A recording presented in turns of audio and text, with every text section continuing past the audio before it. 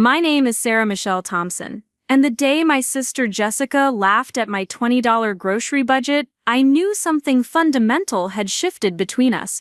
She stood there in her designer heels, fresh from the salon, holding a receipt that cost more than I made in a week. "That's just loose change to us, Sarah," she said, her voice dripping with the kind of pity that cuts deeper than anger. "You wouldn't understand what real money looks like." Before we jump back in, tell us where you're tuning in from, and if this story touches you, make sure you're subscribed, because tomorrow I've saved something extra special for you. What she didn't know, what none of them knew, was that I had just walked away from a meeting where someone had called me Miss Thompson with the kind of reverence reserved for people who mattered, where papers were spread across mahogany desks bearing numbers that would have made Jessica's designer lifestyle look modest. But I let her keep talking, let her dig the hole deeper, because sometimes the most powerful response is silence. The Riverside Country Club buzzed with the kind of forced elegance that money could rent, but not buy. Crystal glasses clinked against polished marble, while servers in pressed uniforms glided between tables laden with food most people couldn't pronounce. I stood near the bar in my simple black dress from Target, nursing a club soda while watching my sister Jessica command the room like she owned it. This was her 5th wedding anniversary party, though if you asked her, she'd call it a celebration of their success. I had arrived exactly when the invitation specified, not early enough to help set up, not late enough to be noticed. That was my place in this family dynamic, present but peripheral, invited but not included. My father Bob stood near the buffet table, his insurance company name tag finally removed for the evening, talking animatedly with Jessica's husband David about golf handicaps and stock portfolios. My presence warranted a brief nod when I walked in, the kind you give to service staff who blend into the background. The country club felt like a museum of things I supposedly couldn't afford: leather chairs that probably cost more than my monthly rent, artwork that screamed expensive rather than beautiful, and an atmosphere thick with the weight of people who needed everyone to know they belonged here. I had chosen my spot carefully, close enough to observe but far enough away to avoid the inevitable conversations about my life choices. Jessica floated through her guests in a cream-colored cocktail dress that cost more than most people's car payments. She had always been the golden child, the one who married well, the one who understood the importance of appearances. Tonight she was in her element, receiving congratulations and admiration like they were her due. Every gesture was calculated for maximum impact, every smile precisely calibrated to convey success and satisfaction. "Sarah, honey, you look tired." Amanda Rivera materialized beside me like smoke, her voice carrying that particular brand of concern that wasn't concern at all. Amanda was Jessica's sister-in-law, an interior designer who treated every conversation like a consultation for someone who couldn't afford her services. "Are you still working at that little coffee place downtown?" I took a sip of my club soda, ice clinking softly against glass. "Brewster's Coffee House, yes, I enjoy it there." Her laugh was delicate and sharp. "How charming. It must be so freeing not to worry about career advancement or building wealth. Some people are just meant for simpler lives." The words hung in the air like perfume, sweet on the surface but cloying underneath. I had heard variations of this conversation for years, the subtle and not so subtle suggestions that I had somehow chosen incorrectly, that my life was a series of limitations rather than deliberate decisions. They spoke about me like I was a child who hadn't learned to want more, as if contentment was a character flaw. Across the room, Jessica caught sight of our conversation and began making her way over, her heels clicking authoritatively against the polished floor. She moved with the confidence of someone who had never been told no about anything that mattered, never been made to wait for what she wanted, never been dismissed as unimportant. Her husband David followed a step behind, his expensive suit perfectly tailored, his smile the practiced expression of a lawyer who billed by the hour. "Amanda, are you keeping my little sister company?" Jessica's voice carried across the small space between us, drawing attention from nearby guests. "Sarah doesn't get out much anymore. We worry about her becoming a hermit." The conversation was performing itself now. Jessica center stage with me as the unwilling supporting character. David nodded sagely as if my social life was a matter of great concern to him. Other guests began to orbit our little cluster, drawn by the scent of entertainment disguised as family concern. I've been thinking, Jessica continued, her voice taking on the tone she used when she was about to solve everyone's problems. Maybe it's time you considered something more stable. David's firm always needs reliable people for clerical work. The pay isn't much, but it's better than serving coffee to strangers. The offer hung in the air like charity, wrapped in the kind of kindness that felt more like condescension. I could see the nods of approval from the gathered audience, the murmurs of what a generous sister Jessica was being. They were all waiting for my gratitude, for me to recognize this moment as the rescue I supposedly needed. That's very thoughtful, I said carefully, but I'm happy where I am. Jessica's expression shifted almost imperceptibly, the way it did when things didn't go according to her script. Sweetheart, you can't serve coffee forever. What about your future? What about retirement? You're 28 years old with no real savings, no benefits, no security. The conversation was becoming a public intervention now, with Jessica as the concerned sister and me as the project that needed fixing. I could feel the weight of their collective assumption that my life was somehow incomplete, that I was struggling in ways I was too proud to admit. The country club's ambient lighting seemed to dim around the edges, focusing the spotlight on my supposed inadequacy. Money isn't everything, I said quietly, but Jessica was already shaking her head. Easy to say when you don't have any. Her laugh was light, but her eyes were sharp. Sarah, I love you, but you live in a fantasy world. That little apartment of yours, that old car, shopping at thrift stores like it's a choice rather than a necessity. We've all been there, but most of us grow out of it. David cleared his throat, entering the conversation with the authority of someone accustomed to being listened to. Sarah, Jessica's just looking out for you. We all are. There's no shame in accepting help from family. The word help landed like a weight in my chest. Help implied need, implied failure, implied that my choices were actually just circumstances I was too stubborn to acknowledge.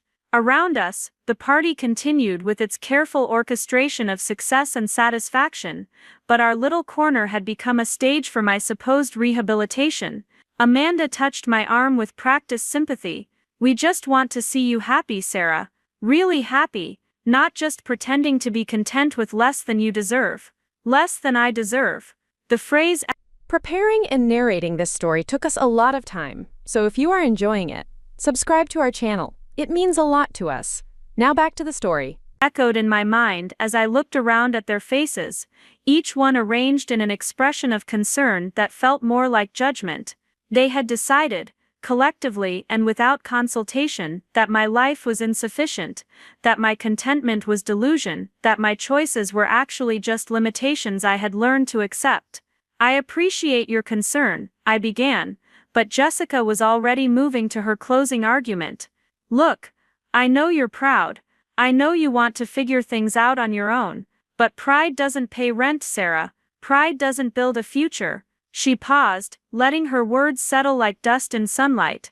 We're family. Let us help you before it's too late. Before it's too late.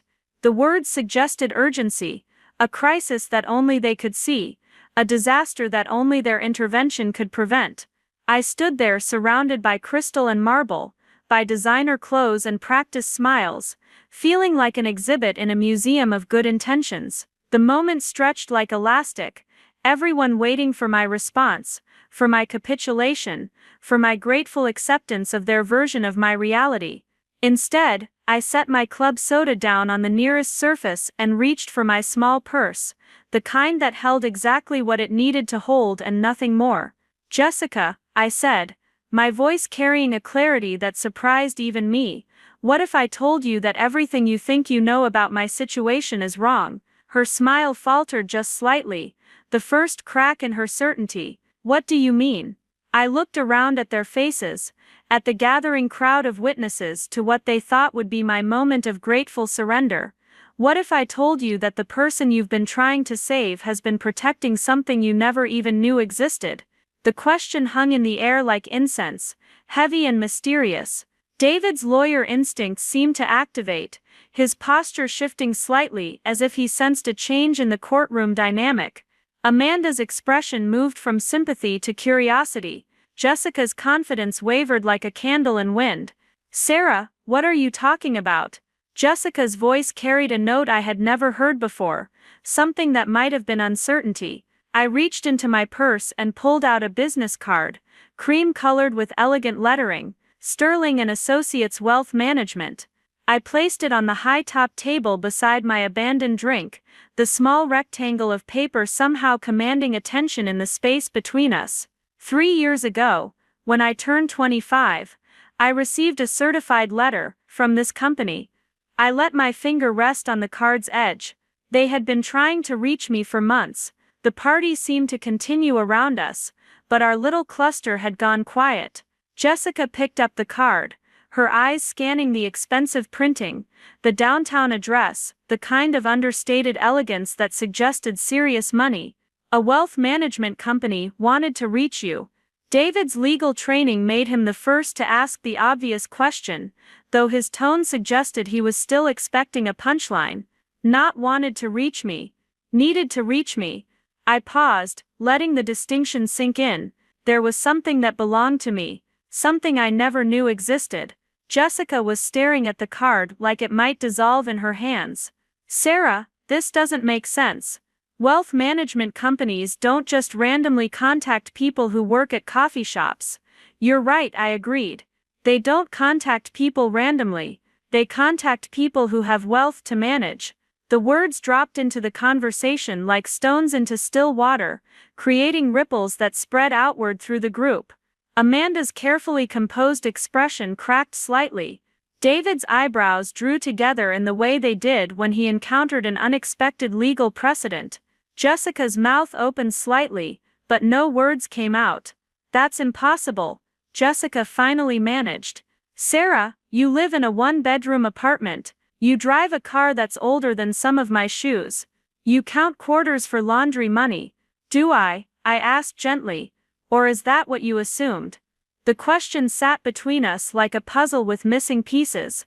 I could see them trying to recalculate, trying to make the math work, trying to reconcile the Sarah they thought they knew with the possibility of something they had never considered. "Our grandmother," I continued, my voice steady and quiet, "set up a trust fund when I was 5 years old. It was designed to activate when I turned 25, provided I had demonstrated independence and self-reliance." Jessica's face went through several expressions in rapid succession: confusion, disbelief, and something that might have been fear. "That's not possible. Grandma Nana left everything equally between us. The lawyers said so. She left her estate equally between you and Dad. The trust fund was separate, private, managed by a different firm entirely." I picked up my purse, the weight of it suddenly feeling different in my hands. "Sterling and Associates has been managing my portfolio for 3 years now. I've been meeting with Michael Chen, my wealth manager, every quarter to review performance and discuss investment strategies." The silence that followed was different from the earlier pause. This wasn't anticipation or confusion. This was the sound of worldviews shifting, of assumptions crumbling, of certainties becoming questions. David found his voice first, his legal mind grabbing onto process and procedure. "Sarah, if this is true, if there really is a trust fund, how much are we talking about?" I looked around at their faces, at the country club setting that had felt so imposing when I walked in, at the crystal and marble that had seemed to represent a world I couldn't access. Now it all looked smaller somehow, more fragile, less significant. "As of last week's statement," I said quietly, $45 million. The number landed like a thunderclap in our small circle. Amanda's wineglass slipped from her fingers, shattering against the marble floor with a sound that seemed to echo through the entire club. Jessica's carefully applied makeup couldn't hide the way the blood drained from her face. David's mouth opened and closed like a fish pulled from water. For a moment, the only sound was the tinkling of glass being swept up by efficient staff, the party continuing around us, while our little world reorganized itself around this new reality. $45 million. The number hung in the air like a small sun, impossible to ignore, changing the light by which everything else was seen. That's not possible, Jessica whispered, but her voice lacked conviction now. Sarah, if you had $45 million, why would you work at a coffee shop? Why would you live the way you do? The question revealed everything about how she understood the world, how she believed money should behave, how she thought wealth should announce itself. I looked at her standing there in her designer dress at her expensive anniversary party, surrounded by the symbols of success she thought mattered, and I felt something that wasn't quite pity, but wasn't quite satisfaction either.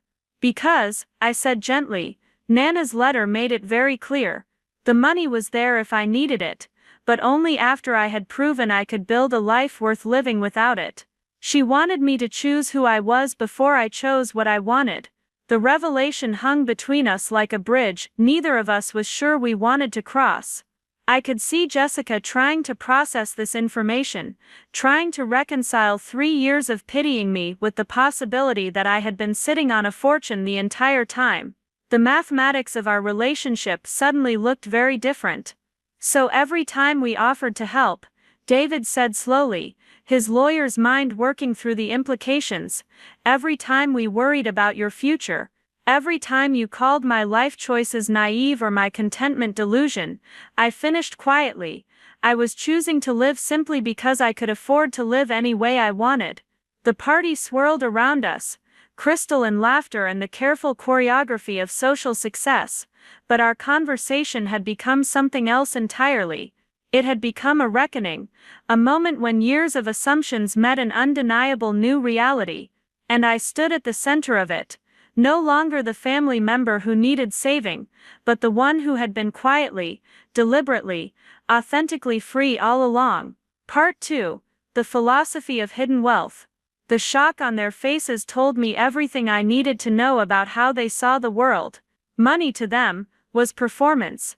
It was designer labels and expensive cars, country club memberships and public displays of affluence.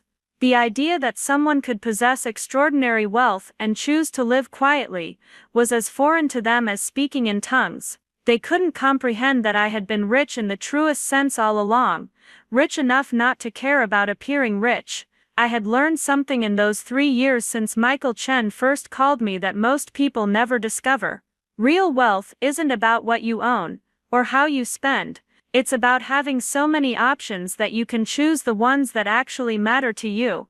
I worked at Brewster's Coffee House not because I had to, but because I loved the ritual of morning conversations with regulars, the satisfaction of crafting the perfect espresso, the way Mrs. Henderson always lit up when I remembered her usual order of decaf with extra foam and a dash of cinnamon. The apartment in Maple Grove wasn't a compromise forced by financial constraints, it was a deliberate choice. I had looked at penthouses and luxury condos, toured mansions with circular driveways and staff quarters.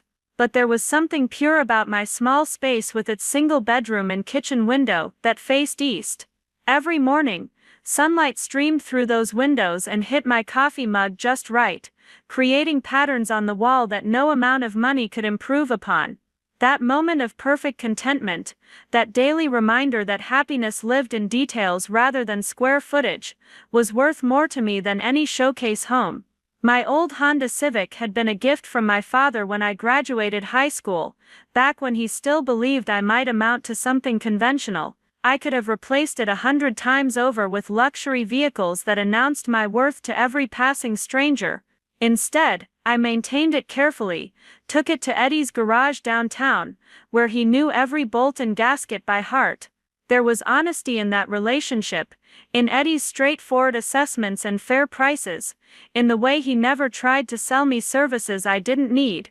Compare that to the luxury dealerships where salespeople calculated your net worth with their eyes and adjusted their pitch accordingly. But perhaps the deepest truth was that I had spent 3 years learning who I was without the weight of other people's expectations. Every day that I chose simplicity over spectacle, every moment I found joy in ordinary pleasures, every time I helped a customer find exactly what they needed rather than what would profit me most, I was building something more valuable than any investment portfolio. I was building character that couldn't be bought, borrowed, or inherited. The trust fund that Grandmother Nana had established wasn't just money sitting in accounts waiting for me to claim it. It was a test, a challenge, a gift wrapped in patience and wisdom. She had watched her own children, including my father, struggle with the corrupting influence of easy wealth. She had seen how money could twist relationships, turn love into leverage, make every kindness suspect. So she created something different for me, something that would only activate after I had proven I could find meaning without it. Michael Chen had explained this to me during our first meeting, reading from Nana's detailed instructions with the kind of reverence usually reserved for sacred texts. She had specified that I needed to demonstrate 3 years of financial independence, living within my means, building genuine relationships, pursuing education or work that fulfilled me rather than simply enriched me. Only then would the full truth be revealed. Only then would I have access to wealth that couldn't corrupt what I had already built. Standing there in the country club, watching my family process the impossible mathematics of my situation, I understood why Nana had been so careful, so specific, so protective. Jessica's entire identity was constructed around financial superiority. She had married David not just for love, but for the lifestyle his law practice provided. She chose friends based on their ability to enhance her social standing, selected activities that would photograph well, made decisions that would impress rather than fulfill. The idea that her younger sister, the one she had been patronizing for years, possessed wealth that dwarfed her own threatened the very foundation of who she thought she was. David's confusion ran even deeper. As a lawyer, he was accustomed to being the smartest person in any financial discussion. He advised clients on estate planning, helped structure deals worth millions, understood the language of wealth in ways most people never would. Yet here was a situation that had operated completely outside his expertise. A family member who had been managing a fortune while he offered her entry-level job opportunities at his firm. The reversal wasn't just surprising, it was professionally embarrassing. Amanda's reaction was perhaps the most honest. Her entire career as an interior designer depended on reading people's financial situations accurately. She prided herself on knowing who could afford her services, who was stretching their budget for appearances, who truly belonged in the circles she moved through. My revelation didn't just shock her, it exposed a fundamental flaw in her professional instincts. She had been dismissing a potential client worth $45 million as someone too poor to matter. The country club setting made the irony even sharper. This institution, with its membership fees and dress codes and unspoken hierarchies, represented everything they thought I could never access. Yet I could have bought the entire club without straining my investment portfolio. I could have joined as a member, sponsored events, influenced policies, commanded respect through sheer financial weight. Instead, I had chosen to stand at the edges of their world, observing rather than participating, learning rather than performing. But the most profound realization was about family itself. For years they had positioned themselves as my benefactors, the successful relatives who would eventually rescue me from my apparent limitations. Every offer of help, every suggestion for improvement, every expression of concern had been predicated on the assumption that I needed them more than they needed me. Now suddenly, that equation was reversed in ways that made every past interaction look different. I thought about all the times Jessica had paid for dinner with a flourish, making sure everyone noticed her generosity. All the times David had offered legal advice with the air of someone doing charity work. All the times Amanda had included me in social events like a sympathy invitation. Each gesture of supposed kindness now revealed itself as performance, as a way to maintain their sense of superiority, while appearing magnanimous. The $45 million wasn't just money, it was freedom from their version of my story. For 3 years, I had been living proof that their definitions of success were incomplete, that their measurements of worth were inadequate, that their understanding of happiness was limited. I had been showing them, without saying a word, that contentment could exist without their approval, that meaning could be found outside their parameters, that strength could manifest as simplicity rather than spectacle. Now they had to confront the possibility that the person they had been trying to save was actually the one who had been free all along. The person they had been offering opportunities to was actually the one with the most options. The person they had been worried about was actually the one with the most security. It was a reversal so complete that it didn't just change our relationship, it challenged their fundamental understanding of how the world worked. Part 3. The Gathering Storm. The country club's ambient noise seemed to fade around our stunned little group. Conversations from nearby tables became distant murmurs. The clink of silverware against fine china turned into background percussion, and even the soft jazz playing through hidden speakers felt muted. The $45 million revelation hung in the air like smoke, changing the atmosphere of everything it touched. Jessica recovered first, but her recovery looked more like someone surfacing from deep water, gasping and disoriented.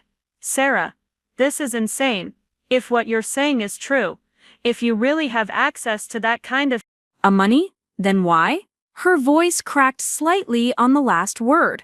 "Why let us worry about you? Why let us think you were struggling? Why put us through all of this concern?"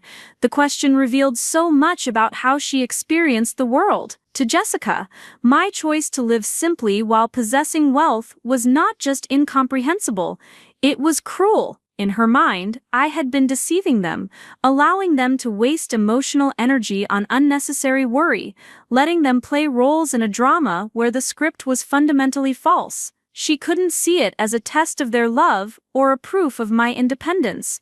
She could only see it as a betrayal of their assumptions. "Put you through what exactly?" I asked gently. "I never asked for your concern.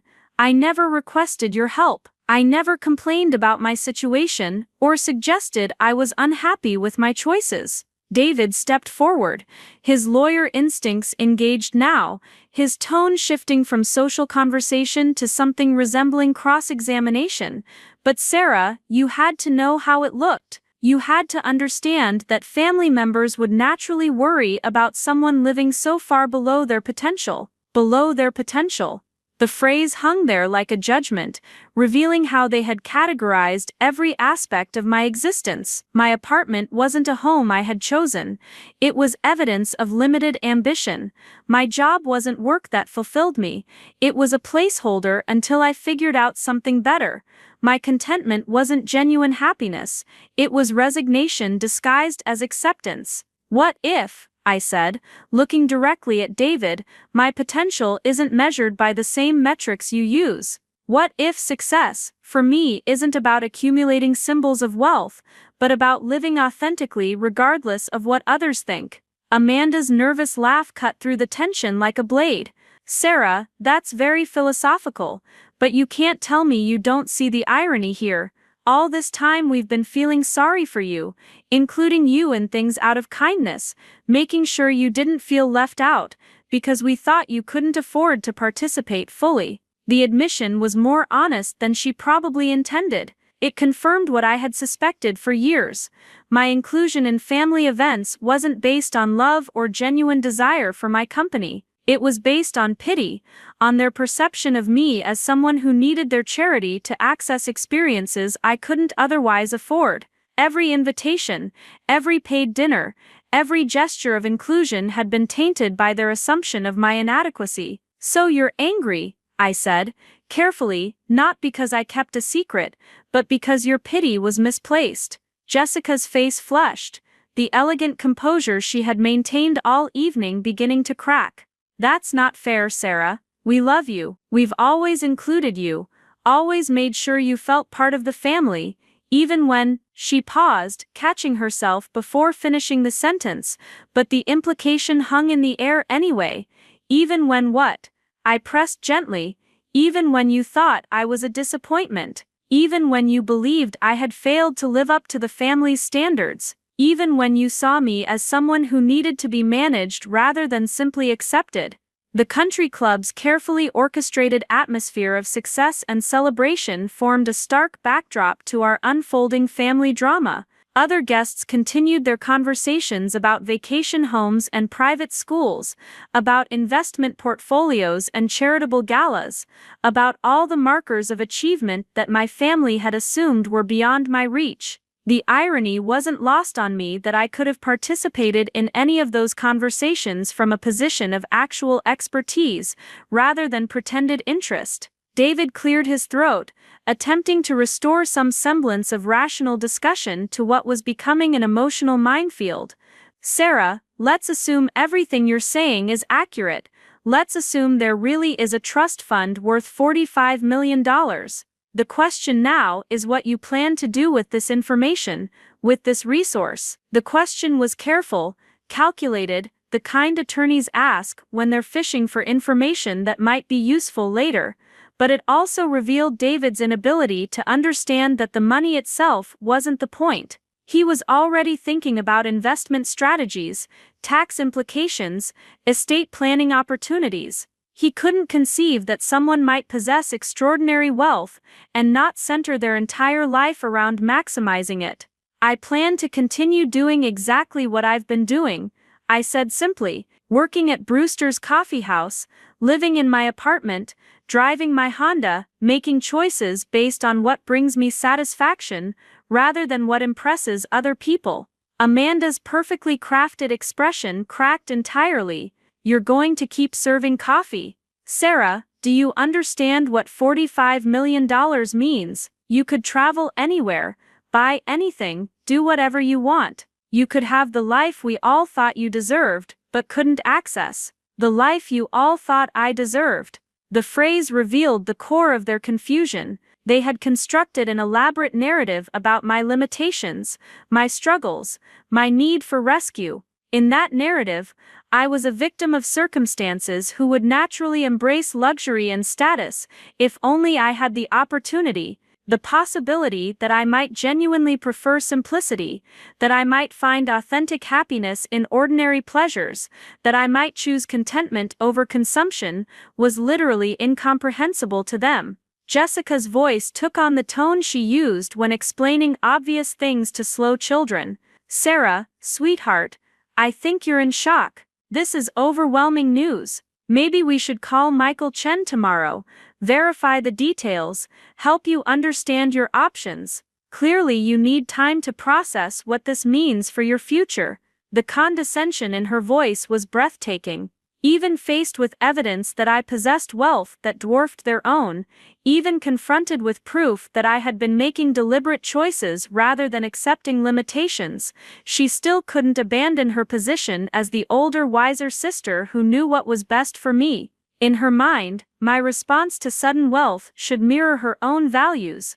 Immediate lifestyle elevation, status symbol acquisition, social climbing acceleration. I've had 3 years to process this, Jessica. 3 years of quarterly meetings with wealth managers, 3 years of watching my portfolio grow, 3 years of choosing how to live with knowledge you're just now discovering. My voice remained calm, but something steelier had entered it. What I'm processing now is how quickly your concern for my well-being transforms into instructions about how I should manage my life. The observation hit its target.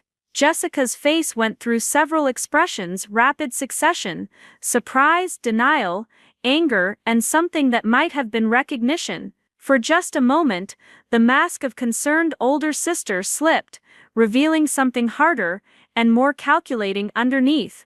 David's legal training kicked in again, his tone becoming more formal. Sarah, obviously this is family business, but I feel obligated to point out that sudden access to substantial wealth can create various complications: tax implications, investment decisions, estate planning considerations. You might benefit from professional guidance beyond whatever you're getting from Sterling and Associates. The offer of help came wrapped in the same assumptions that had governed all their previous offers: David couldn't conceive that I might already have access to better financial advice than he could provide, that my wealth management team might include experts whose credentials exceeded his own, that my financial planning might already be more sophisticated than anything his law practice typically handled. Even now, even knowing the numbers, he positioned himself as the professional who could guide the amateur through complex territory. "David," I said quietly, "Sterling and Associates manages portfolios for people whose net worth starts where yours ends. Michael Chen has an MBA from Wharton and 20 years of experience with ultra-high net worth clients. My tax attorney graduated summa cum laude from Harvard Law and specializes in complex trust structures. My financial planning is already more comprehensive than most people will ever need." The information landed like a series of small explosions. David's expression shifted from condescending helpfulness to something approaching professional jealousy. He was accustomed to being the most qualified person in any financial discussion, the one others turned to for expertise and guidance.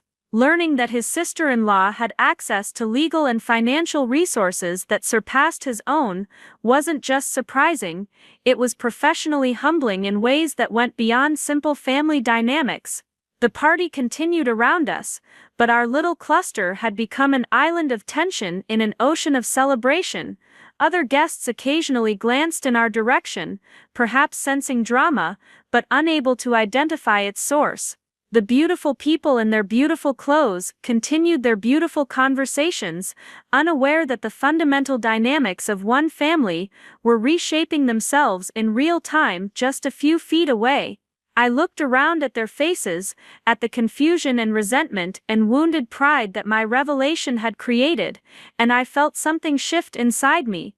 For 3 years, I had been content to let them maintain their illusions about my life, to accept their pity and condescension as the price of family harmony. I had told myself that their limitations were not my responsibility, that their need to feel superior was not my problem to solve. But standing there in that moment, watching them struggle to reconcile their assumptions with reality, I realized that my silence hadn't been kindness. It had been complicity. By allowing them to patronize me, by accepting their charity and concern without correction, I had enabled them to construct false narratives, not just about my life, but about their own generosity and wisdom. My gentleness had protected their delusions at the expense of authentic relationship. The $45 million wasn't just money, it was truth, and truth had a weight that changed everything it touched. There was no going back to the comfortable fiction that I was the family member who needed saving, the one whose struggles justified their success, the one whose limitations made their achievements seem more significant by comparison. For the first time in 3 years, I felt the full power of the choice that Grandmother Nana had given me, not just the choice of how to spend wealth, but the choice of how to use truth. And standing there in that country club, surrounded by crystal and marble and the careful choreography of social status, I decided it was time to use it fully. Part 4. The comfortable lies we tell. The silence that followed my revelation about my legal and financial team stretched like a rubber band pulled to its breaking point.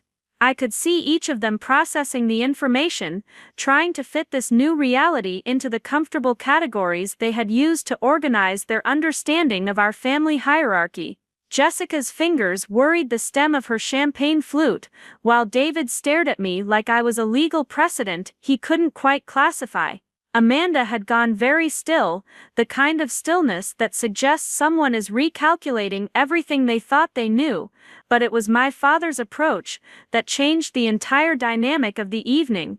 Bob Thompson moved through the country club crowd with the purposeful stride of a man accustomed to solving problems through direct conversation. He had been watching our little group from across the room, and whatever he had observed in our body language had triggered his parental intervention instincts. His insurance manager training had taught him to recognize when situations were escalating beyond casual social friction. "Everything all right over here?" His voice carried the forced casualness of someone trying to diffuse tension without acknowledging its existence. Sarah, you look a little overwhelmed. Maybe you'd like to step outside for some air. The suggestion was classic Bob Thompson: identify the problem person, remove them from the situation, restore normal social functioning. In his mind, I was clearly the unstable element in an otherwise perfectly pleasant family gathering. The idea that I might be the one revealing uncomfortable truths, rather than creating unnecessary drama, was outside his conceptual framework. Jessica seized on her father's arrival like a lifeline. Dad, Sarah's been telling us about some trust fund situation. It's all very confusing, and I think she might be a little mixed up about the details. The phrase "mixed up about the details" was perfectly chosen.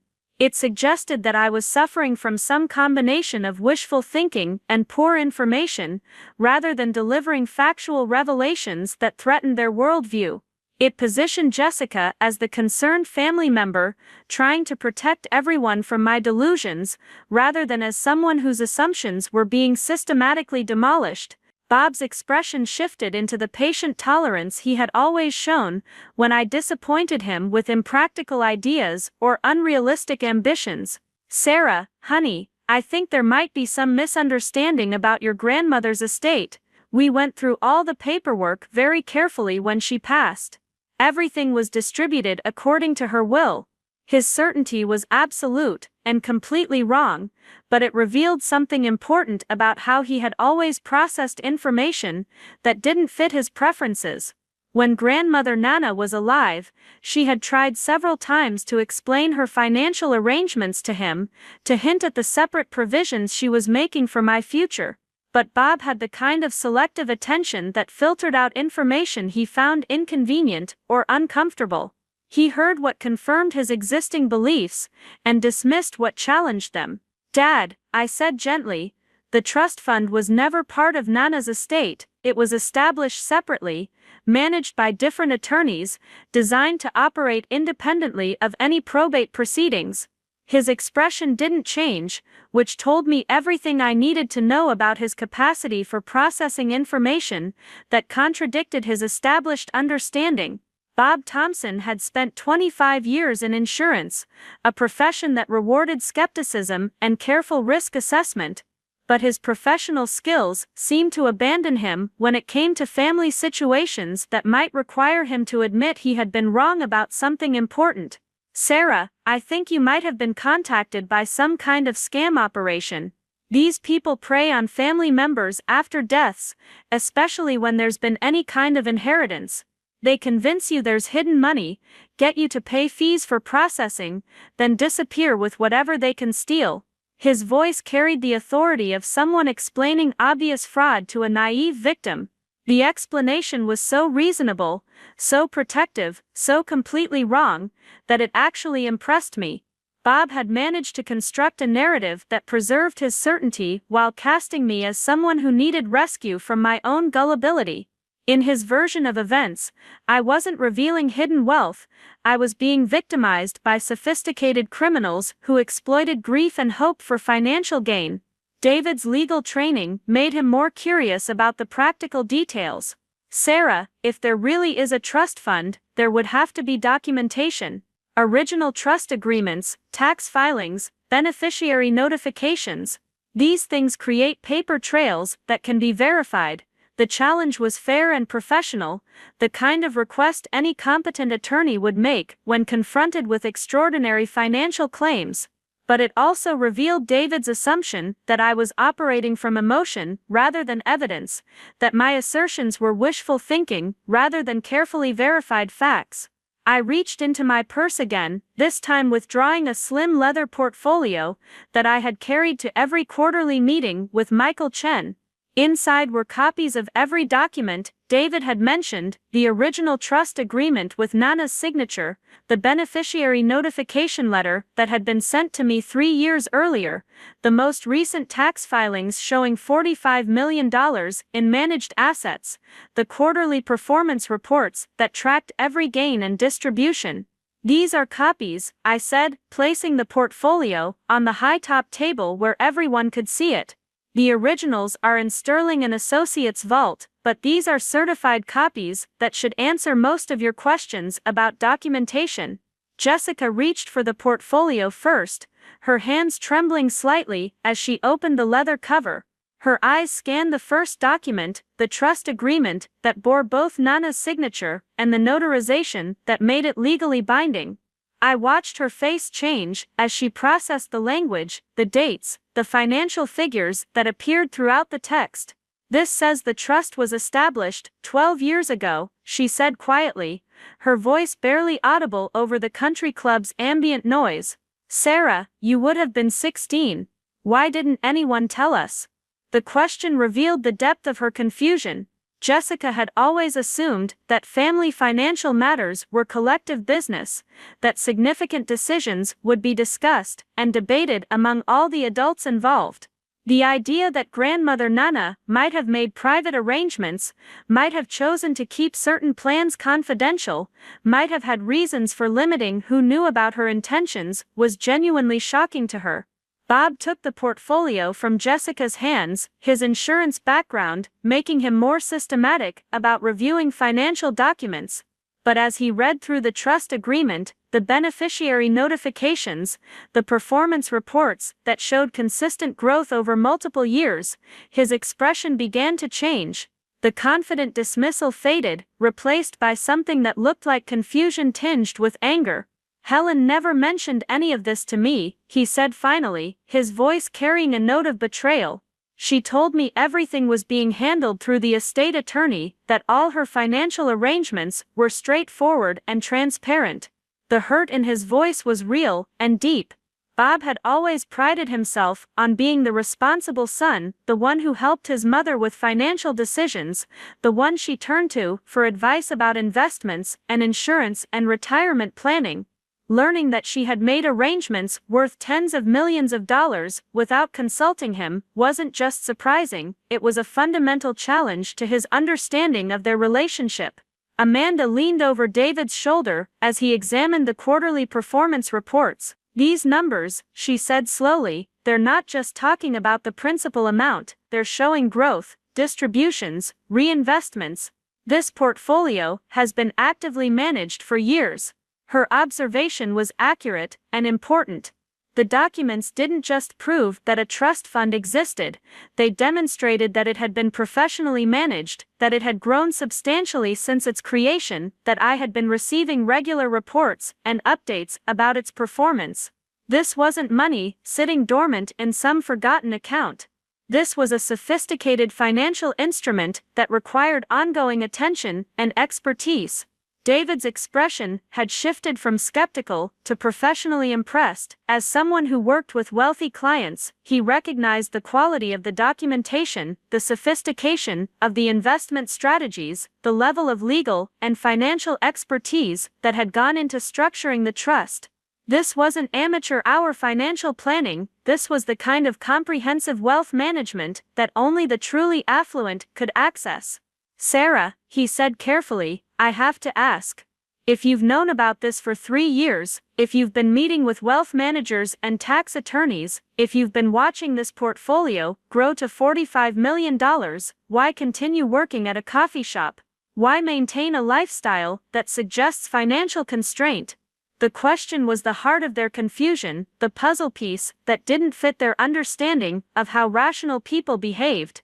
To them, wealth was a tool for purchasing status, comfort, and social position. The idea that someone might possess extraordinary financial resources and choose not to use them for lifestyle elevation was as incomprehensible as choosing to walk when you owned a luxury car.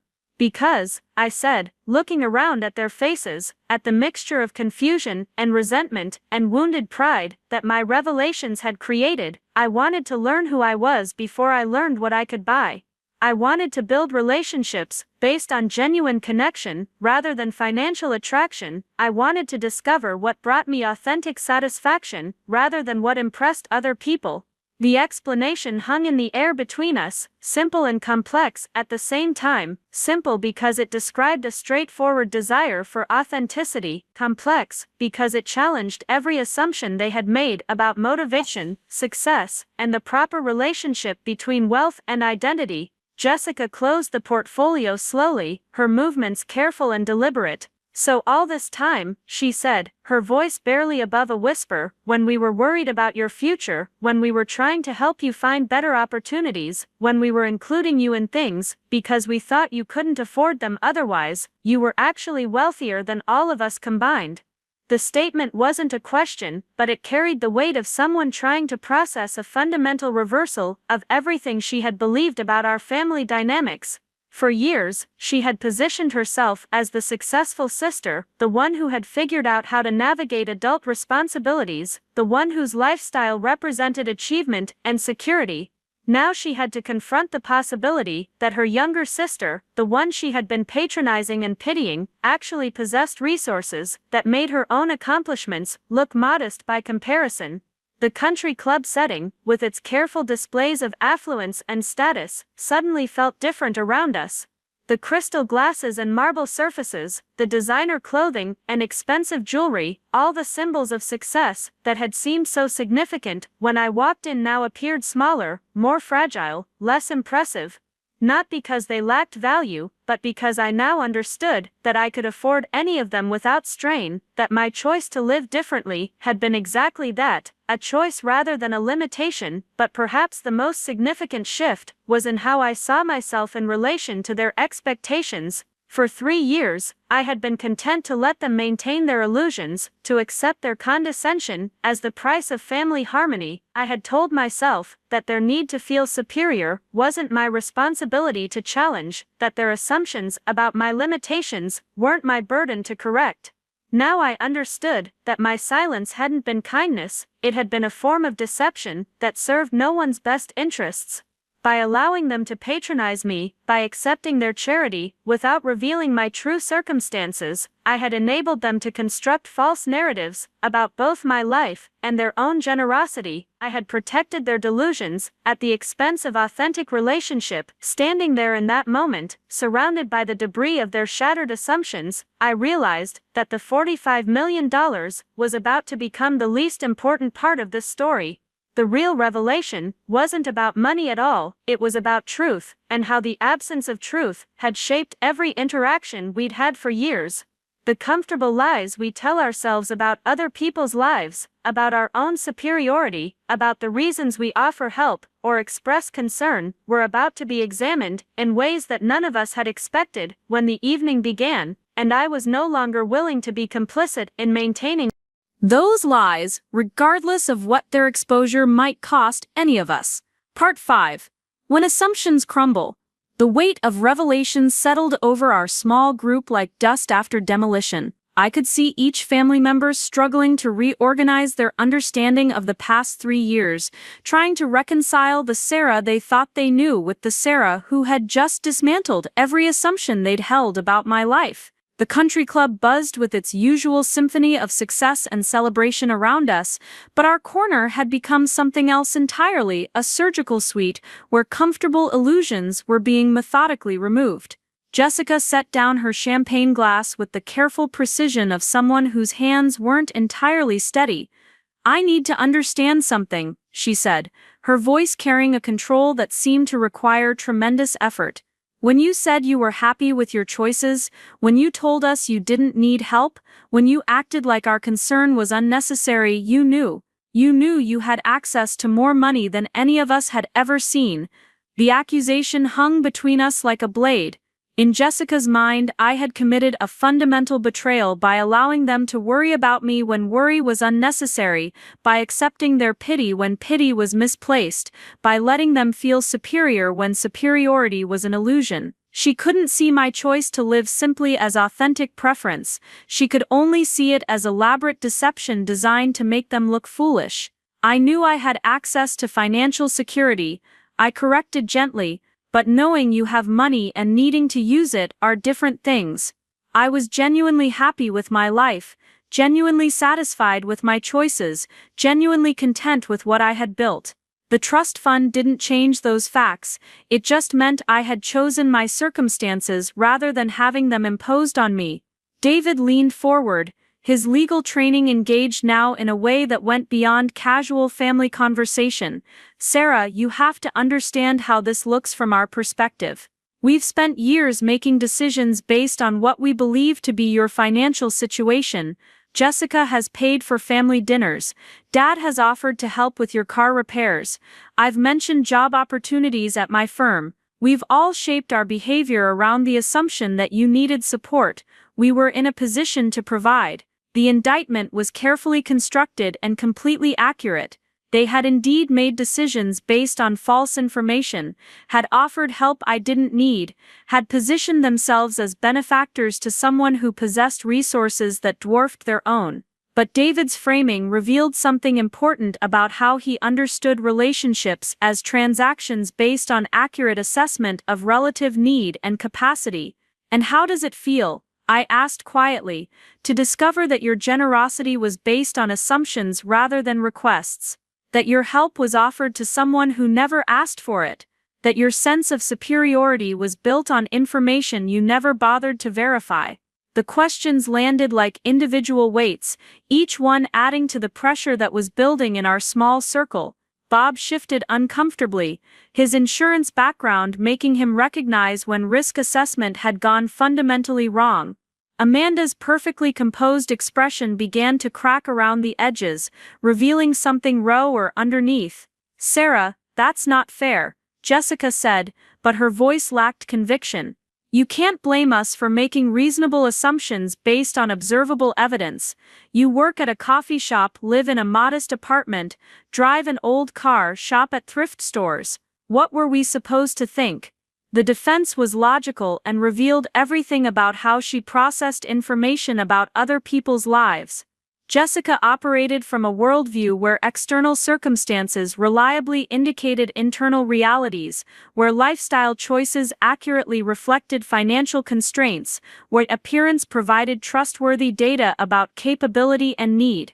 The possibility that someone might deliberately choose simplicity, might prefer contentment to consumption, might find authentic satisfaction in ordinary pleasures was outside her conceptual framework. "You were supposed to think whatever you wanted," I replied, "but you weren't supposed to act on those assumptions without asking me directly whether I needed or wanted your help.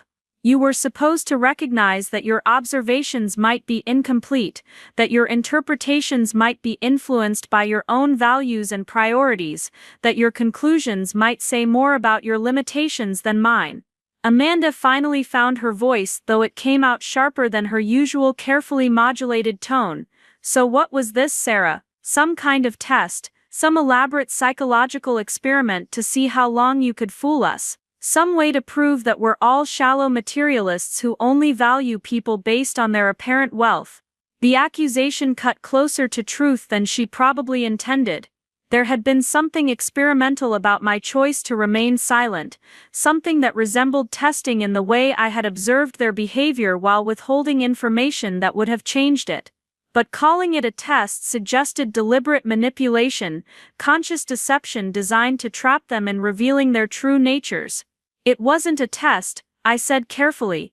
"It was a choice to let you know me as I actually am rather than as what my bank account might suggest I could become. It was a decision to build relationships based on genuine connection rather than financial calculation. It was an opportunity to discover whether your love for me was dependent on your perception of my need for your help." Bob's face had gone through several expressions during our exchange, settling finally on something that looked like wounded anger. "Sarah, you're talking like we only cared about you because we thought you were struggling. That's not true. And it's not fair. We love you regardless of your financial situation." The protest sounded sincere, but it carried an undertone of uncertainty that suggested Bob wasn't entirely convinced of his own words. For 3 years, his relationship with me had been shaped by his perception that I was the child who hadn't quite figured out how to be successful, who needed guidance and occasional rescue, who represented both disappointment and opportunity for redemption through parental intervention. "Then why," I asked gently, "does learning about my financial security make you angry rather than happy? Why does discovering that I don't need your help feel like betrayal rather than relief?" Why does finding out that I chose my lifestyle rather than having it forced on me seem to diminish rather than enhance your love for me? The questions hung in the country club air like incense, heavy and inescapable. Around us, other families continued their celebrations, their conversations about vacation plans and investment strategies, their comfortable exchanges based on shared assumptions about success and status. But our little group had become something different, a laboratory where the chemistry of family dynamics was being analyzed under conditions none of us had expected. Jessica's composure finally cracked entirely. Because it makes us look like idiots, Sarah. It makes every conversation we've had, every offer we've made, every moment of concern we've expressed look patronizing and stupid. It makes us look like we were talking down to someone who was actually above us the entire time. Part 6. The intervention that wasn't Jessica's raw admission about looking like idiots hung in the air between us like a confession she immediately regretted making. Her perfectly applied makeup couldn't hide the flush creeping up her neck, and for the first time all evening her composure had completely abandoned her. The country club's elegant atmosphere seemed to mock our family drama, crystal chandeliers casting prismatic light over what had become an emotional battlefield disguised as a social gathering. You want to know what the worst part is? Jessica continued, her voice gaining momentum like a car rolling downhill. It's not even the money, Sarah. It's that you sat there and watched us make fools of ourselves. You let me pay for your birthday dinner last month, knowing you could have bought the entire restaurant. You let David offer you job opportunities at his firm, knowing you probably have more money in your checking account than he makes in a year. You let all of us worry about your future while you had more financial security than we'll ever see. Each example she cited felt like a small knife, precisely aimed at the moments when their assumptions had been most exposed, when their condescension had been most apparent, when their need to feel superior had been most transparent. I could see her mentally cataloging every interaction over the past 3 years, reframing each instance of supposed generosity as evidence of manipulation on my part. Bob stepped closer, his insurance manager training making him focus on the practical implications rather than the emotional ones. Sarah, if you've had access to this money for 3 years, there are tax consequences we need to consider. Gift tax issues from when we've helped you financially, estate planning complications, investment income reporting requirements. This affects more than just family dynamics. His concern was genuine but revealed his inability to separate emotional relationships from financial transactions. In Bob's mind, discovering my wealth didn't just change our family story, it created legal and financial complications that needed immediate professional attention. He couldn't process the revelation without immediately jumping to risk management and damage control. Amanda had been uncharacteristically quiet during Jessica's outburst, but now she spoke with the careful precision of someone choosing her words like surgical instruments. What I don't understand, Sarah, is why you would put yourself through this. Why work 40 hours a week at a coffee shop when you don't have to? Why live in a small apartment when you could afford anything? Why drive an old car? Why shop at thrift stores? Why limit yourself in ways that seem completely unnecessary?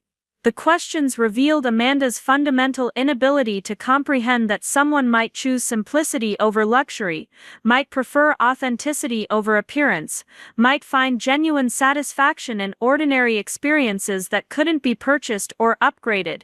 Her entire professional identity as an interior designer was built on the assumption that people with means naturally wanted to display them, that financial capacity should translate directly into lifestyle enhancement.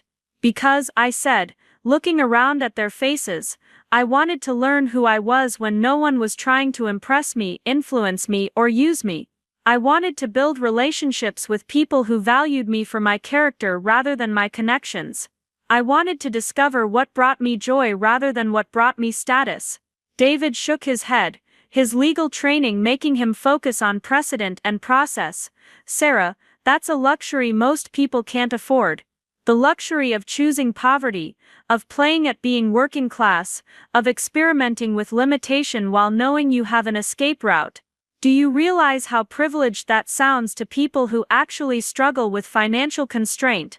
The criticism was sharp and well-aimed. David had identified something that had troubled me during my 3 years of chosen simplicity, the knowledge that my circumstances were voluntary rather than imposed, that my modest lifestyle was a philosophical choice rather than an economic necessity, that I could end my experiment in contentment whenever I chose to access my resources. You're right, I acknowledged. Having the safety net of wealth while choosing to live modestly is a form of privilege. But it's also the only way I could learn whether my happiness was dependent on external circumstances or internal choices. It's the only way I could discover whether I was capable of building a meaningful life without using money as a shortcut. Jessica's anger was building rather than diminishing, fed by what she perceived as my philosophical pretensions and moral superiority. Don't lecture us about meaningful lives, Sarah. We've all worked hard for what we have. We've all made sacrifices, taken risks, built careers and relationships and families. Just because we didn't have the luxury of a secret trust fund doesn't mean our lives are less authentic or meaningful than yours. The accusation stung because it contained elements of truth wrapped in defensiveness and resentment. Jessica had indeed worked hard, had built a successful career in marketing, had navigated the complexities of marriage and social expectations. But her anger revealed something else, the fear that my revelation somehow diminished her achievements, made her struggles seem less significant, called into question the value of everything she had accomplished. I never said your lives were less meaningful, I replied gently. But I did discover that your assumptions about my life were completely wrong, and that your need to feel superior to me was based on information you never bothered to verify. Bob's face darkened at what he perceived as an attack on the family's collective integrity. Sarah, that's enough. We're your family, we've loved you, supported you, included you in everything we do. If we made assumptions about your financial situation, they were reasonable assumptions based on what you showed us. You don't get to stand there with your secret millions and act like we're the villains for caring about you. The defense was passionate and revealed the depth of his hurt. Bob genuinely believed that their concern had been loving, that their offers of help had been generous, that their inclusion of me in family activities had been kind. The possibility that these gestures had been tainted by condescension, that their love had been conditional on their perception of my need for their support, was too painful for him to acknowledge directly. Amanda leaned forward, her interior designer training making her focus on the visual contradictions of my choices. Sarah, I have to ask. When you come to family events, when you show up in clothes from thrift stores while we're wearing designer outfits, when you decline expensive activities because you say you can't afford them, what are you trying to prove? What point are you making? The question revealed her assumption that my choices were performative rather than genuine, that my lifestyle was a statement directed at them rather than a preference that existed independently of their observations. She couldn't conceive that someone might dress modestly because they found beauty in simplicity, might avoid expensive activities because they preferred authentic experiences, might choose contentment over consumption without making a political or philosophical point.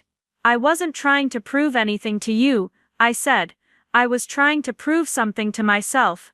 I wanted to know if I could find happiness without using wealth as a tool, if I could build genuine relationships without money as a mediating factor, if I could develop authentic interests and values without financial pressure influencing my choices. David's expression shifted from anger to something approaching professional curiosity. And what did you discover? After 3 years of this experiment in voluntary simplicity, what conclusions did you reach? The question was more generous than his previous challenges, suggesting that his legal training had kicked in, making him genuinely interested in the evidence I had gathered during my unconventional approach to wealth management. But it also revealed his continued inability to understand that my choices hadn't been experimental so much as instinctive, hadn't been temporary so much as sustainable. I discovered that most of the things people spend money trying to achieve can be found in simpler ways. I discovered that relationships based on genuine connection are more satisfying than relationships based on mutual utility. I discovered that work you choose for its intrinsic value is more fulfilling than work you choose for its external rewards. I discovered that contentment is possible regardless of your bank balance, but only if you don't confuse having options with needing to exercise all of them. Jessica made a sound that was half laugh, half scoff. Easy to say when you have $45 million backing up your philosophy. Try discovering contentment when you're actually worried about paying rent, when you're actually concerned about your children's college funds, when you're actually struggling with the real financial pressures that most people face. The challenge was fair and pointed to the fundamental tension in my situation. Jessica had identified the core criticism of my approach, that choosing simplicity while possessing wealth was fundamentally different from accepting simplicity due to circumstance, that voluntary limitation was a luxury unavailable to people facing involuntary constraints. You're absolutely right, I agreed. My contentment was always qualified by security. My simplicity was always voluntary rather than imposed. My choices were always backed by resources that most people don't have access to, but that doesn't invalidate what I learned about happiness, relationships, and authentic satisfaction. It just means my learning came from a position of privilege that I acknowledge and don't take for granted. The admission seemed to deflate some of the anger in our small circle. Bob's shoulders relaxed slightly, Amanda's rigid posture softened, and even Jessica's defensive stance became less pronounced. Perhaps they had expected me to argue that my wealth was irrelevant to my happiness, to insist that my choices would have been the same regardless of my financial security.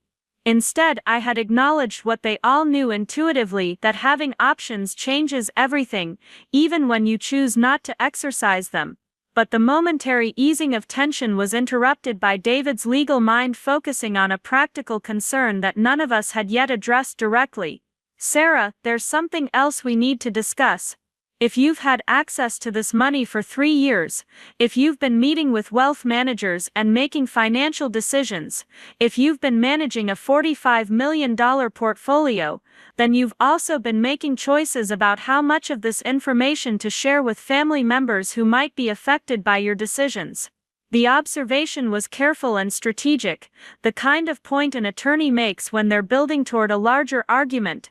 David had recognized that my financial situation didn't exist in isolation, that my choices about disclosure had implications beyond simple family dynamics, that my wealth management decisions might have consequences for other people's financial planning and estate considerations. What exactly are you suggesting, David? I asked, though I suspected I already knew where his legal reasoning was leading him.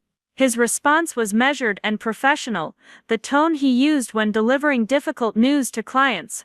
I'm suggesting that family members have legitimate interests in understanding the financial landscape they're operating in. If you have substantial assets that might affect estate planning, gift tax strategies, or intergenerational wealth transfer, then keeping that information secret doesn't just affect your choices, it affects everyone else's ability to make informed decisions about their own financial planning.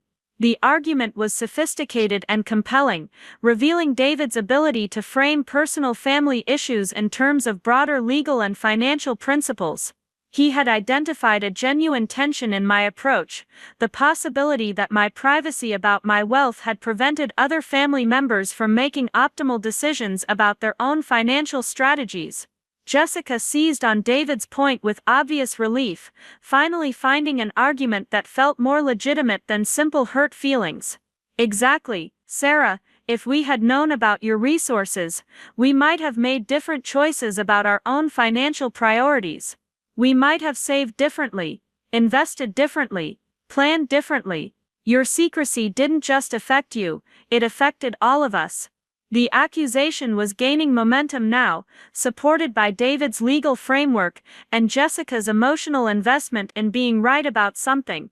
But it also revealed their continued inability to understand that my financial situation was fundamentally separate from theirs, that my wealth was not a family resource to be collectively managed, that my choices about disclosure were not obligations to their financial planning processes.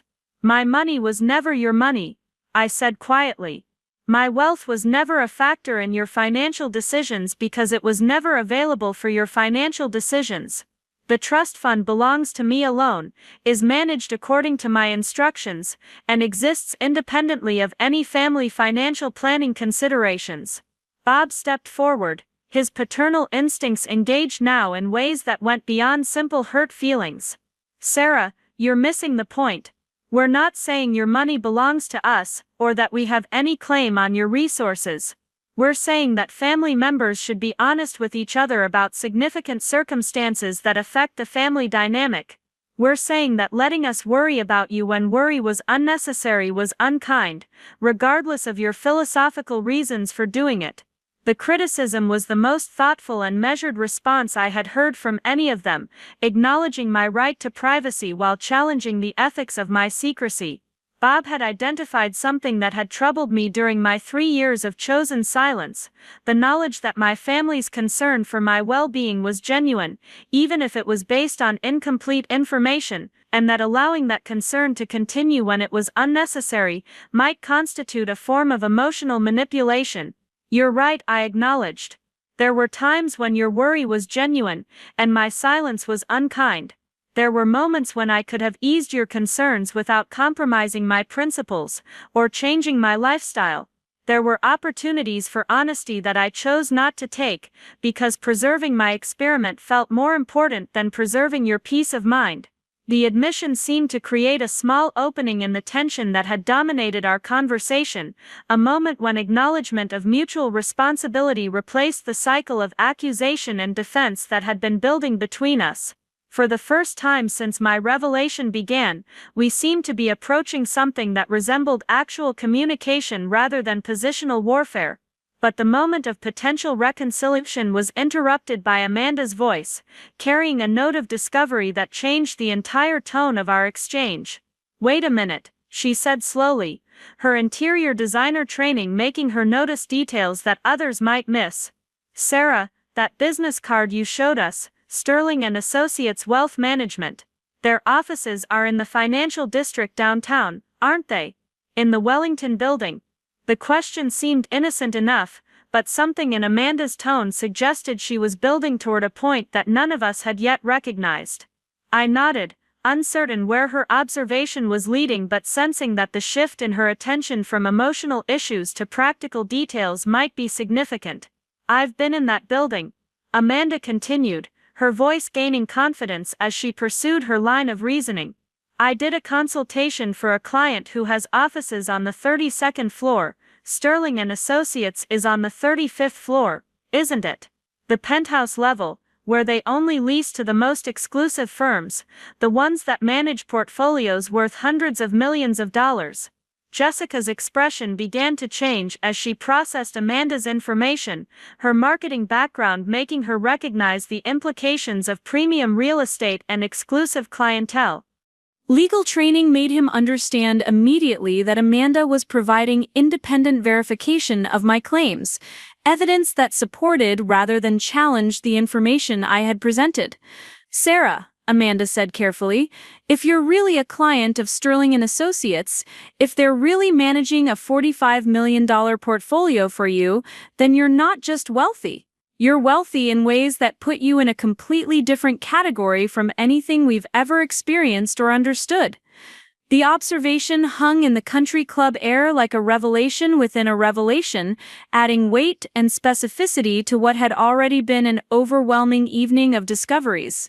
Amanda had identified something that even I had perhaps not fully grasped, that my wealth wasn't just substantial in absolute terms, it was substantial enough to place me in an entirely different social and economic category from the family members who had been patronizing me for years.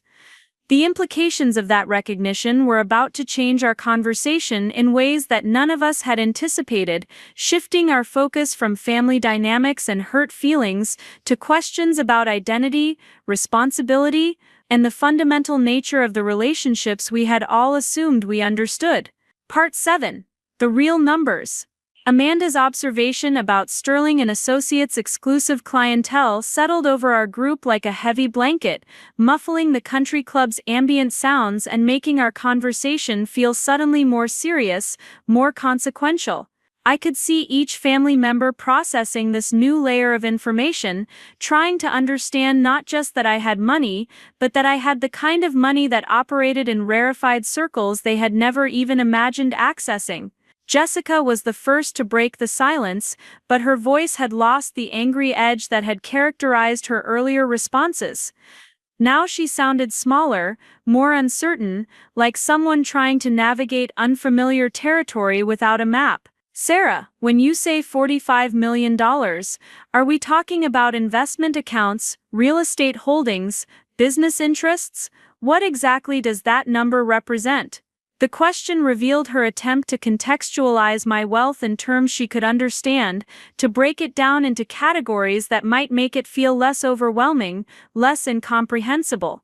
Jessica's marketing background had taught her to deal with large budgets and significant financial commitments, but those experiences operated in the thousands or low millions, not the tens of millions that represented generational wealth. I looked around at their faces, seeing genuine curiosity mixed with something that might have been respect, and realized that my earlier revelations had only scratched the surface of what they needed to understand about my situation. The $45 million is the current market value of a diversified investment portfolio that includes stocks, bonds, real estate investment trusts, and alternative investments, but that's just the managed assets. There are also direct real estate holdings, including commercial properties in 3 states, and a separate education fund that Nana established for any future children I might have. David's legal training made him the first to grasp the full implications of what I was describing. Sarah, you're talking about a comprehensive wealth management structure that goes far beyond simple inheritance. This sounds like generational wealth planning, the kind of financial architecture that families build over decades to ensure long-term prosperity. His observation was accurate and revealed something I had been slow to fully appreciate myself. Grandmother Nana hadn't just left me money, she had created a financial foundation designed to support not just my lifetime, but the lifetimes of children and grandchildren I might eventually have. The trust fund wasn't a windfall, it was a legacy intended to span generations. Bob's expression had shifted from hurt and anger to something approaching awe. Sarah, your grandmother never mentioned anything like this to me. When she talked about providing for you, I thought she meant college funds, maybe a small inheritance to help you get started in life. I never imagined she was talking about this level of financial planning. The admission revealed the depth of his confusion and perhaps his own limitations in understanding his mother's financial sophistication. Bob had always seen Nana as a comfortable retiree with modest savings and a nice house. The idea that she had possessed the knowledge and resources to structure complex wealth transfers worth tens of millions of dollars challenged his fundamental understanding of who she had been and what she had been capable of achieving. Amanda leaned forward, her professional curiosity engaged now in ways that went beyond family drama. Sarah, I have to ask about the real estate holdings you mentioned. Are we talking about residential properties, commercial buildings, development projects? And in which states? The question revealed her designer's instinct for understanding the physical manifestations of wealth, the tangible assets that represented not just money, but strategic investment in appreciating resources. She was trying to grasp the scope of my holdings in terms she could visualize and evaluate. There are office buildings in downtown Denver and Phoenix, several retail shopping centers in growing suburban markets, and residential rental properties in university towns with stable tenant bases, I explained. The strategy focuses on income-producing assets in markets with strong demographic trends and limited supply constraints. Jessica made a small sound that might have been a gasp or a laugh. Sarah, you're talking about a real estate empire. You're describing the kind of property portfolio that generates millions of dollars in annual rental income. Her observation was accurate but revealed her continued struggle to reconcile this financial reality with the sister she thought she knew. Jessica was trying to process the contradiction between someone who counted quarters for laundry and someone who owned commercial real estate across multiple states, between someone who worked at a coffee shop and someone who managed a property portfolio worth tens of millions. David's expression had become intensely focused, his legal mind working through implications and complications that the rest of us might not have considered. Sarah, managing assets of this scale requires sophisticated legal and tax planning. You must have attorneys specializing in estate planning, tax specialists who understand complex trust structures, accountants who handle multi-state property management. This isn't just wealth. This is wealth that requires professional management infrastructure. His assessment was completely accurate and pointed to something I had been reluctant to discuss: the team of professionals who helped me manage my financial responsibilities. Michael Chen at Sterling & Associates was just the most visible member of a group that included estate planning attorneys, tax specialists, property managers, and financial advisors, who worked together to optimize my portfolio's performance while minimizing legal and tax complications. There are 7 people who work directly on managing various aspects of the portfolio, I acknowledged. Property managers who handle tenant relations and maintenance issues, tax attorneys who ensure compliance with state and federal regulations, investment advisors who make recommendations about asset allocation and market timing. It's like having a small company dedicated to managing my financial affairs. Bob shook his head slowly, the insurance manager in him recognizing the complexity and cost of such comprehensive professional management. Sarah, the fees alone for that level of service must be substantial. You're talking about annual expenses that probably exceed most people's total income. He was right, and his observation pointed to something that even I sometimes found difficult to fully grasp: that managing significant wealth required spending significant amounts of money on professional services, that the costs of optimization and protection escalated along with the value of the assets being managed. The annual management fees are approximately $400,000, I said quietly, watching their expressions change as they processed this information. But the portfolio generates enough income to cover those expenses while still producing substantial returns that get reinvested to maintain growth. Amanda's designer sensibilities made her focus on the lifestyle implications of such enormous financial resources. Sarah, I'm still trying to understand why you choose to live the way you do. With the income this portfolio must generate, you could afford anything. Any house, any car, any vacation, any experience. You could live like royalty if you wanted to. The question revealed her continued inability to understand that having unlimited options didn't necessarily create unlimited desires, that financial capacity to purchase anything didn't automatically generate interest in purchasing everything, that wealth could be a tool for creating freedom rather than accumulating possessions. The portfolio generates approximately $2.8 million in annual income after taxes and management fees, I explained.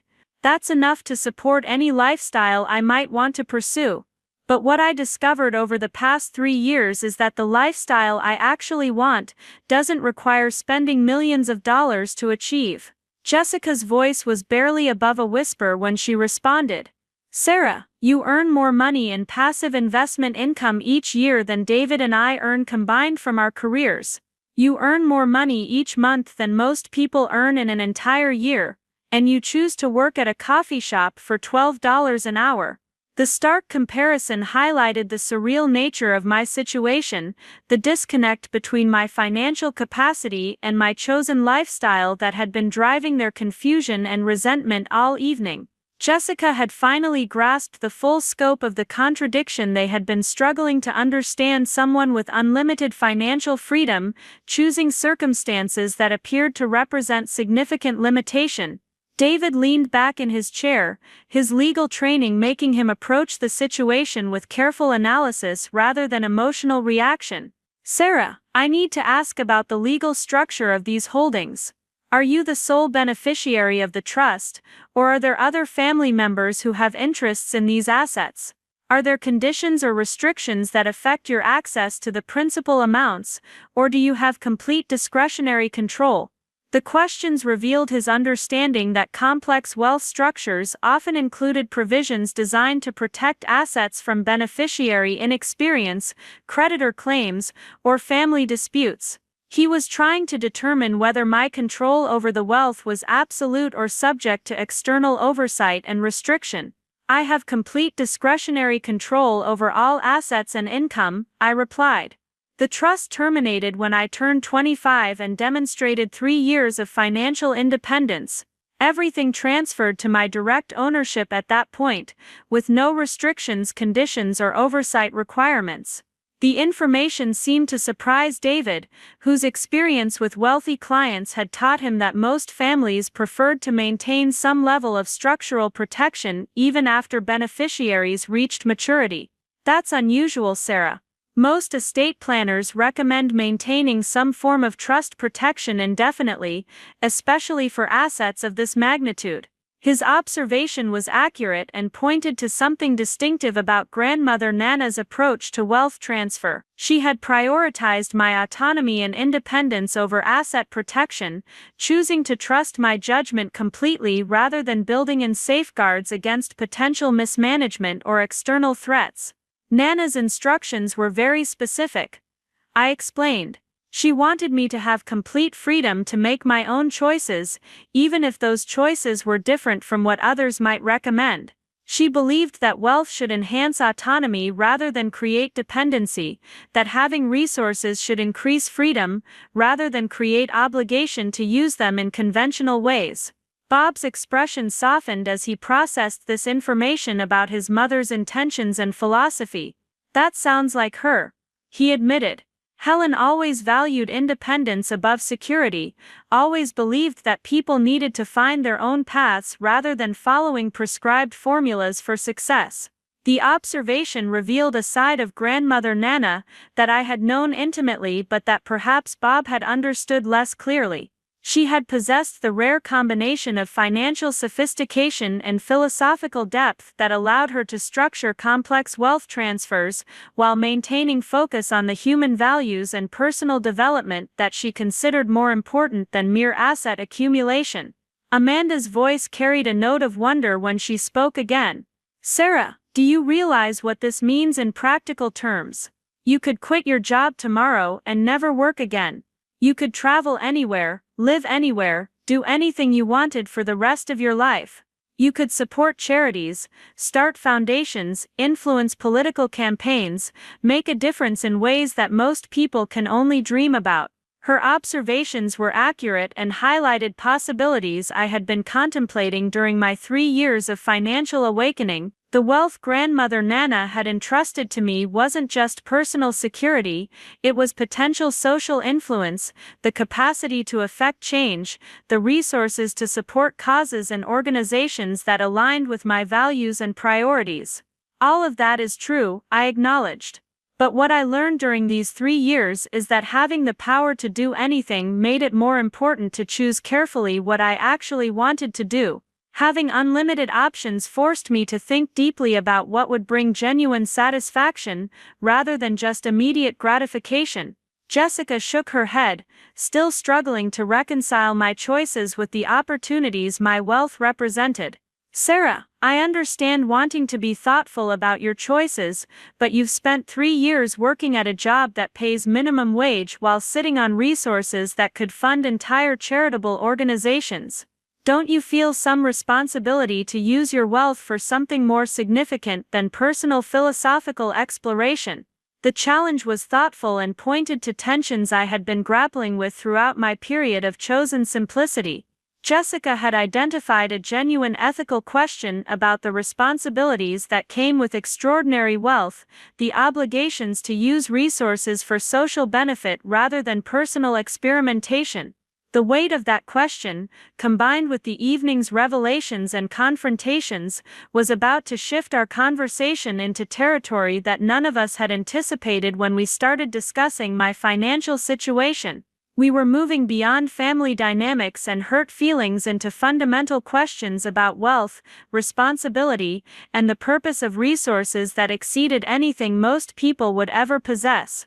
Standing there in that country club, surrounded by the symbols of success and status that had seemed so significant when the evening began, I realized that my 3-year experiment in chosen simplicity was about to evolve into something larger and more complex than personal philosophical exploration.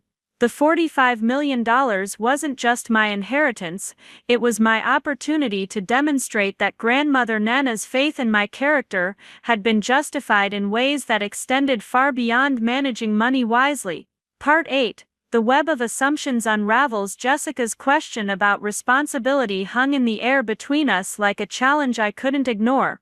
For 3 years I had been focused on learning who I was without the influence of wealth, but her point about using resources for something more significant than personal exploration forced me to confront the next phase of what Grandmother Nana had entrusted to me.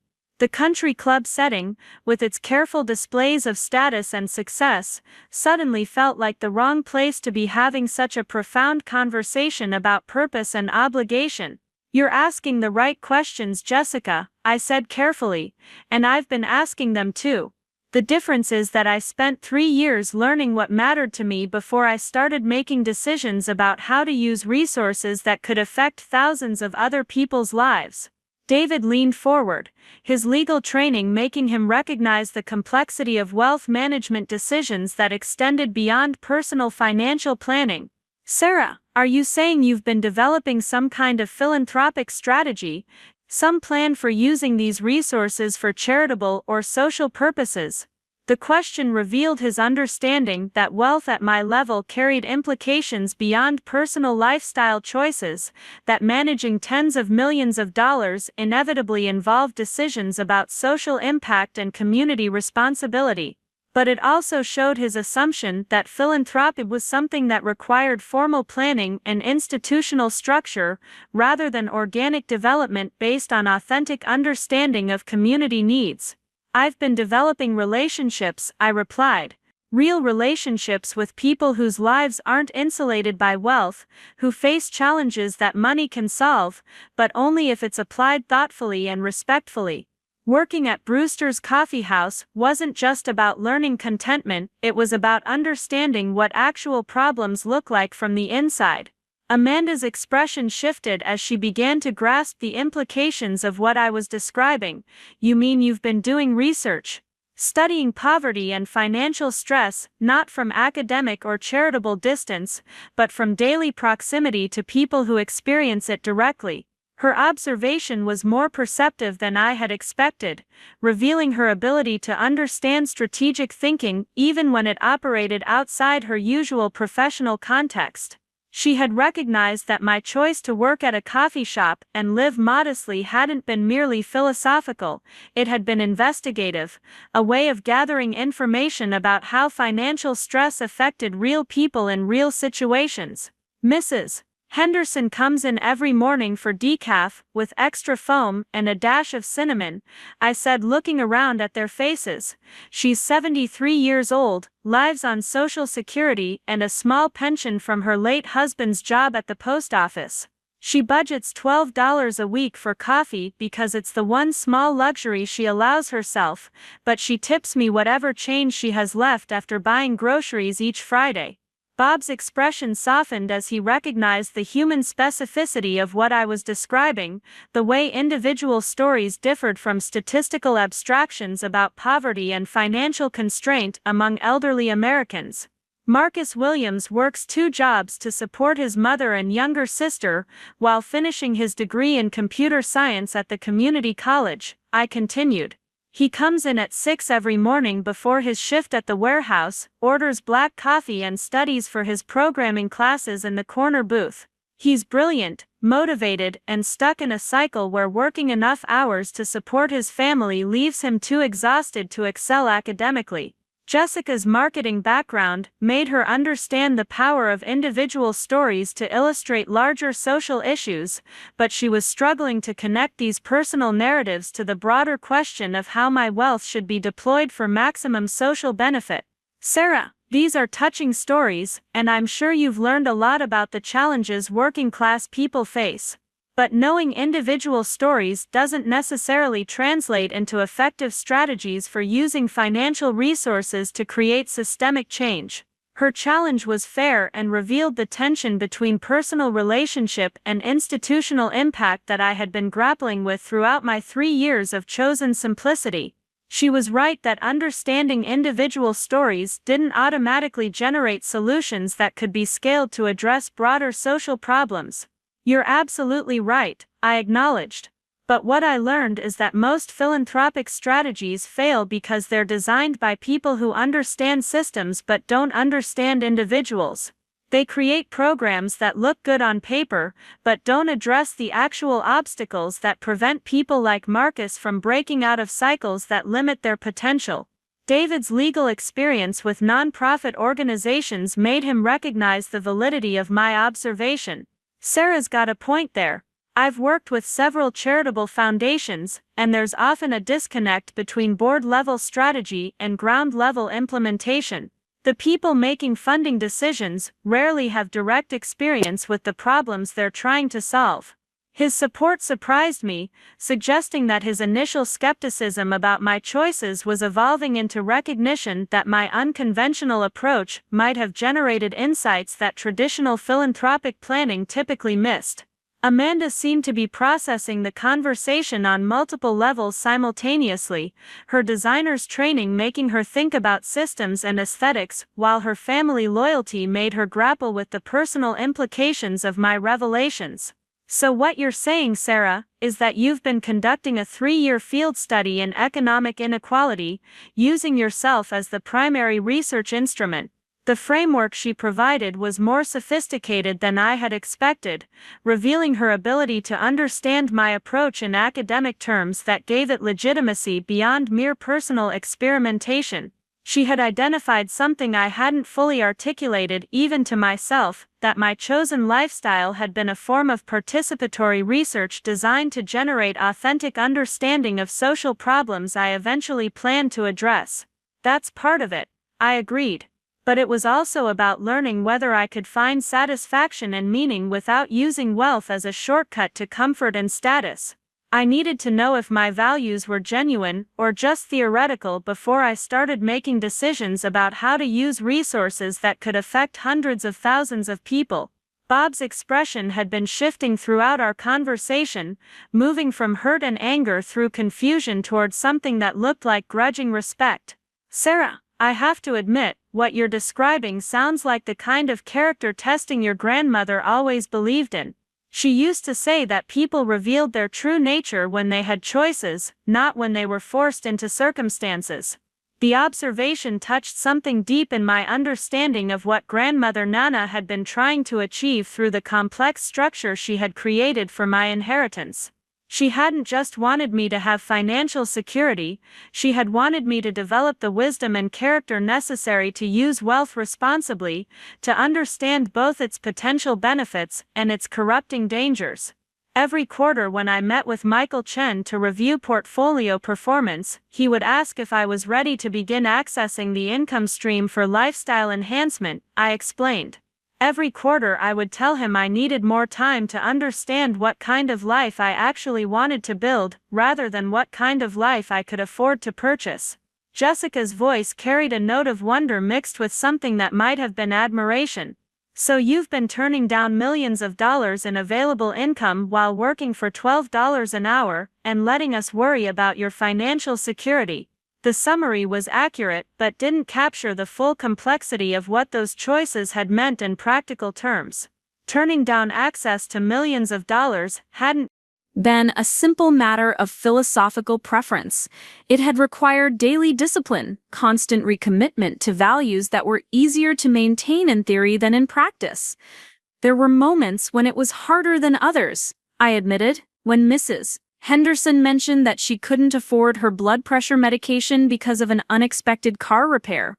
When Marcus fell asleep over his textbooks because he'd worked a double shift and still needed to study for an exam that could determine his future. When I had the resources to solve their problems immediately but couldn't do it without revealing information that would change the authenticity of our relationships. David's legal training made him recognize the ethical complexity of the situations I was describing. You're talking about a classic problem in social work and community development. How do you help people without creating dependency or destroying the genuine connections that make help effective? His observation revealed understanding that went beyond simple legal or financial advice, suggesting that our evening's revelations had pushed him to think about questions he rarely encountered in his normal professional practice. The conversation was forcing all of us to grapple with issues that extended far beyond family dynamics into fundamental questions about wealth, responsibility, and authentic relationship. Amanda's expression had become thoughtful in ways that suggested she was beginning to see connections between my approach and principles she understood from her own professional experience. In interior design, the most successful projects happen when clients have a clear understanding of how they actually live rather than how they think they should live. It sounds like you've been doing something similar with wealth management, learning how you actually want to use resources rather than how wealthy people are supposed to use them. Amanda's parallel between interior design and wealth management opened something in our conversation that had been building all evening. The country club's elegant atmosphere seemed to fade around us as we grappled with questions that none of us had expected to confront when the evening began. Her observation had touched on something fundamental about the difference between authentic choice and performative decision-making, between living according to internal values and living according to external expectations. "That's exactly what I've been doing," I said, feeling a clarity that had been building throughout our confrontation. Learning how I actually want to live rather than how someone with $45 million is supposed to live. And what I discovered is that most of the things wealth is supposed to provide can be found in simpler ways, while some of the most important things in life can't be purchased at any price. Jessica's expression had been evolving throughout our conversation, moving from anger through confusion towards something that looked like genuine curiosity. "Sarah, I'm beginning to understand what you were trying to accomplish, but I still don't understand what happens next. You can't work at a coffee shop forever, not when you have resources that could make a real difference in the world. At some point, this philosophical experiment has to evolve into practical action." Her challenge was thoughtful and revealed her recognition that my 3-year period of chosen simplicity had been preparation rather than destination, research rather than conclusion. She was right that understanding the nature of authentic satisfaction and genuine relationship was only valuable if it led to meaningful application of the resources I had been entrusted with. "You're absolutely right," I acknowledged, "and that transition is already beginning to happen. Next month, I'm meeting with community development specialists and social entrepreneurs to discuss launching a foundation focused on removing systemic barriers that prevent people like Marcus from achieving their potential." David's legal training made him immediately interested in the practical and structural aspects of what I was describing. "Sarah, are you talking about a private foundation, a donor-advised fund, or some kind of direct investment approach? The legal structure you choose will significantly affect both the impact you can have and the tax implications of your charitable giving." His question revealed his understanding that philanthropic strategy required the same kind of sophisticated planning as wealth management, that good intentions needed to be channeled through effective institutional structures to achieve meaningful results. But it also showed his assumption that impact required formal charitable mechanisms rather than more direct approaches to social change. "I'm still exploring different models," I replied. "But what I've learned from 3 years of daily interaction with people facing real economic challenges is that the most effective interventions are often the most direct ones. Sometimes the solution isn't creating another nonprofit organization. Sometimes it's just removing specific obstacles that prevent motivated people from succeeding. Bob's expression had softened considerably as he processed the scope and thoughtfulness of what I was describing. Sarah, it sounds like you've been planning this for a long time. This wasn't just about learning to live simply, it was about preparing to use your resources wisely. His observation touched something important about grandmother Nana's intentions and my own evolving understanding of what she had been trying to accomplish through the complex structure she had created for my inheritance. She hadn't just wanted me to possess wealth, she had wanted me to develop the character and wisdom necessary to use it effectively for purposes larger than personal gratification.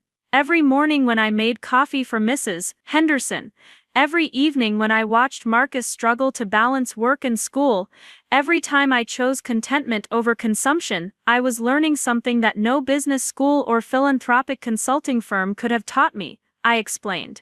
I was learning what actual problems look like from the inside, what real solutions require, what kind of help is genuinely helpful rather than just well-intentioned. Amanda leaned forward, her professional curiosity fully engaged now. Sarah, can you give us a specific example? What does removing systemic barriers look like in practice? And how does your approach differ from traditional charitable strategies? The question was fair and important, challenging me to move beyond philosophical generalities into concrete descriptions of how my unconventional preparation might translate into effective action. She was asking me to demonstrate that my 3 years of chosen simplicity had generated genuine insights rather than just personal satisfaction. Marcus Williams, the student I mentioned who works 2 jobs while studying computer science, I began. Traditional scholarship programs might offer him tuition assistance, but that doesn't address the fundamental problem that prevents him from succeeding academically. He works 60 hours a week because his family depends on his income for basic survival. No amount of educational support will help him excel if he's too exhausted from work to concentrate on his studies. Jessica's marketing background made her recognize the systemic nature of the problem I was describing.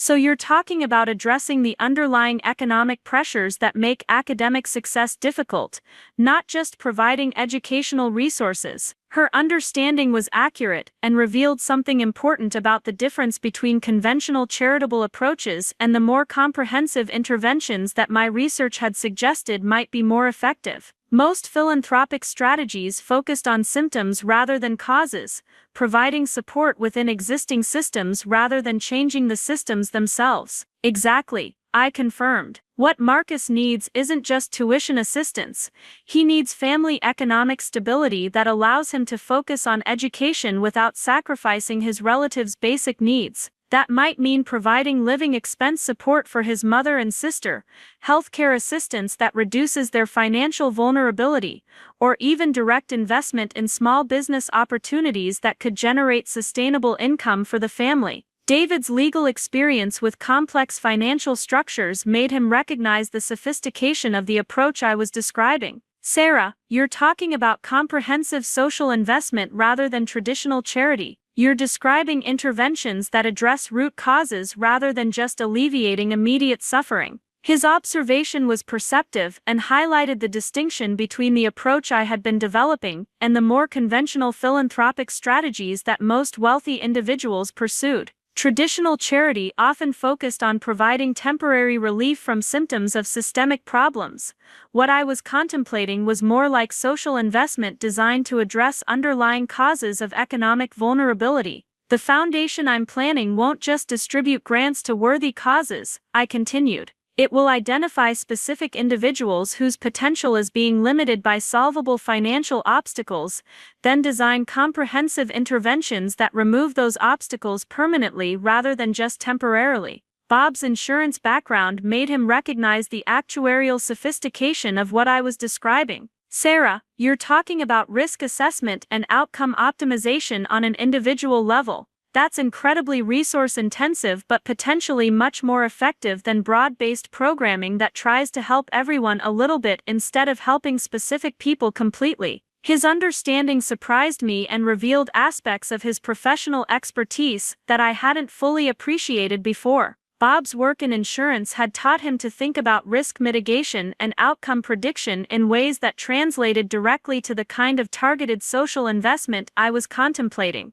Amanda's expression had become increasingly thoughtful as she processed the implications of our conversation. So your 3 years of working at the coffee shop wasn't just personal philosophical exploration, it was market research for a philanthropic strategy that most wealthy people never have access to because they don't spend time with the people they're trying to help. Her summary was more sophisticated than I had expected, revealing her ability to understand strategic thinking even when it operated outside her usual professional context. She had recognized that my unconventional approach to wealth management had generated insights that couldn't be obtained through traditional methods of philanthropic planning. Traditional philanthropy operates from distance, I explained. Wealthy donors make decisions based on grant applications, site visits, and annual reports. They understand problems intellectually but rarely experience them personally. What I learned from daily proximity to economic struggle is that the most effective interventions are often the most specific ones,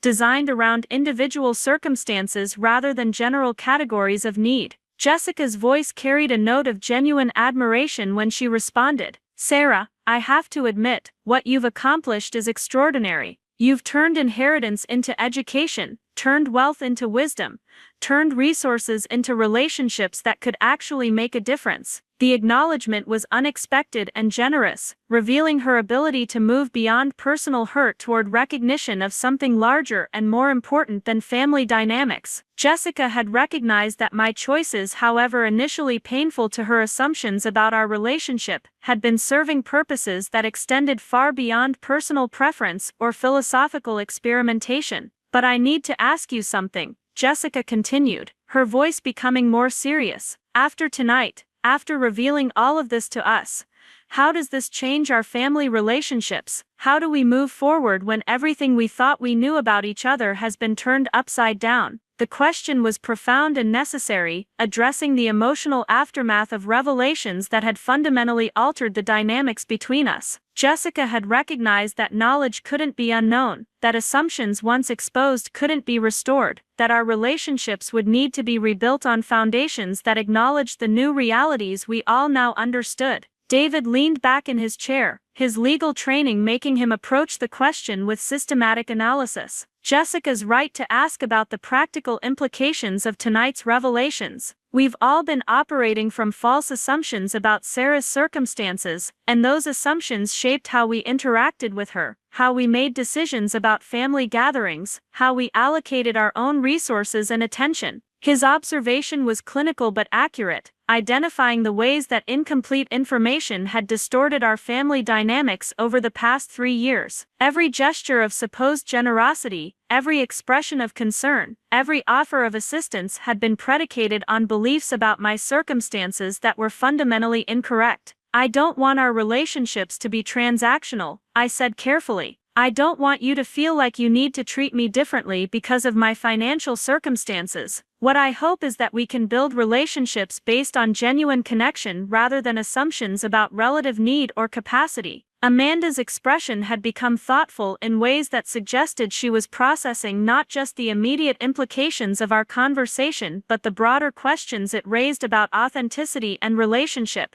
"Sarah, that's a beautiful sentiment, but you have to acknowledge that money changes things whether we want it to or not. Knowledge of your wealth will inevitably affect how we think about interactions, decisions, opportunities." Her observation was honest and important, acknowledging the reality that financial circumstances affect relationships even when people try to prevent them from doing so. She was right that my wealth would inevitably influence family dynamics, regardless of anyone's intentions to keep those influences at bay. "You're absolutely right," I acknowledged, "and that's why I chose to wait 3 years before revealing this information. I wanted to give all of us the opportunity to know each other as we actually are, rather than as what our financial circumstances might suggest we should become." Bob stepped forward, his paternal instincts making him focus on the healing aspects of our conversation rather than the divisive ones. "Sarah, I want you to know that learning about your resources doesn't change how I feel about you as my daughter. If anything, it makes me proud of the wisdom you've shown in managing something that could have easily corrupted your values or isolated you from authentic relationships."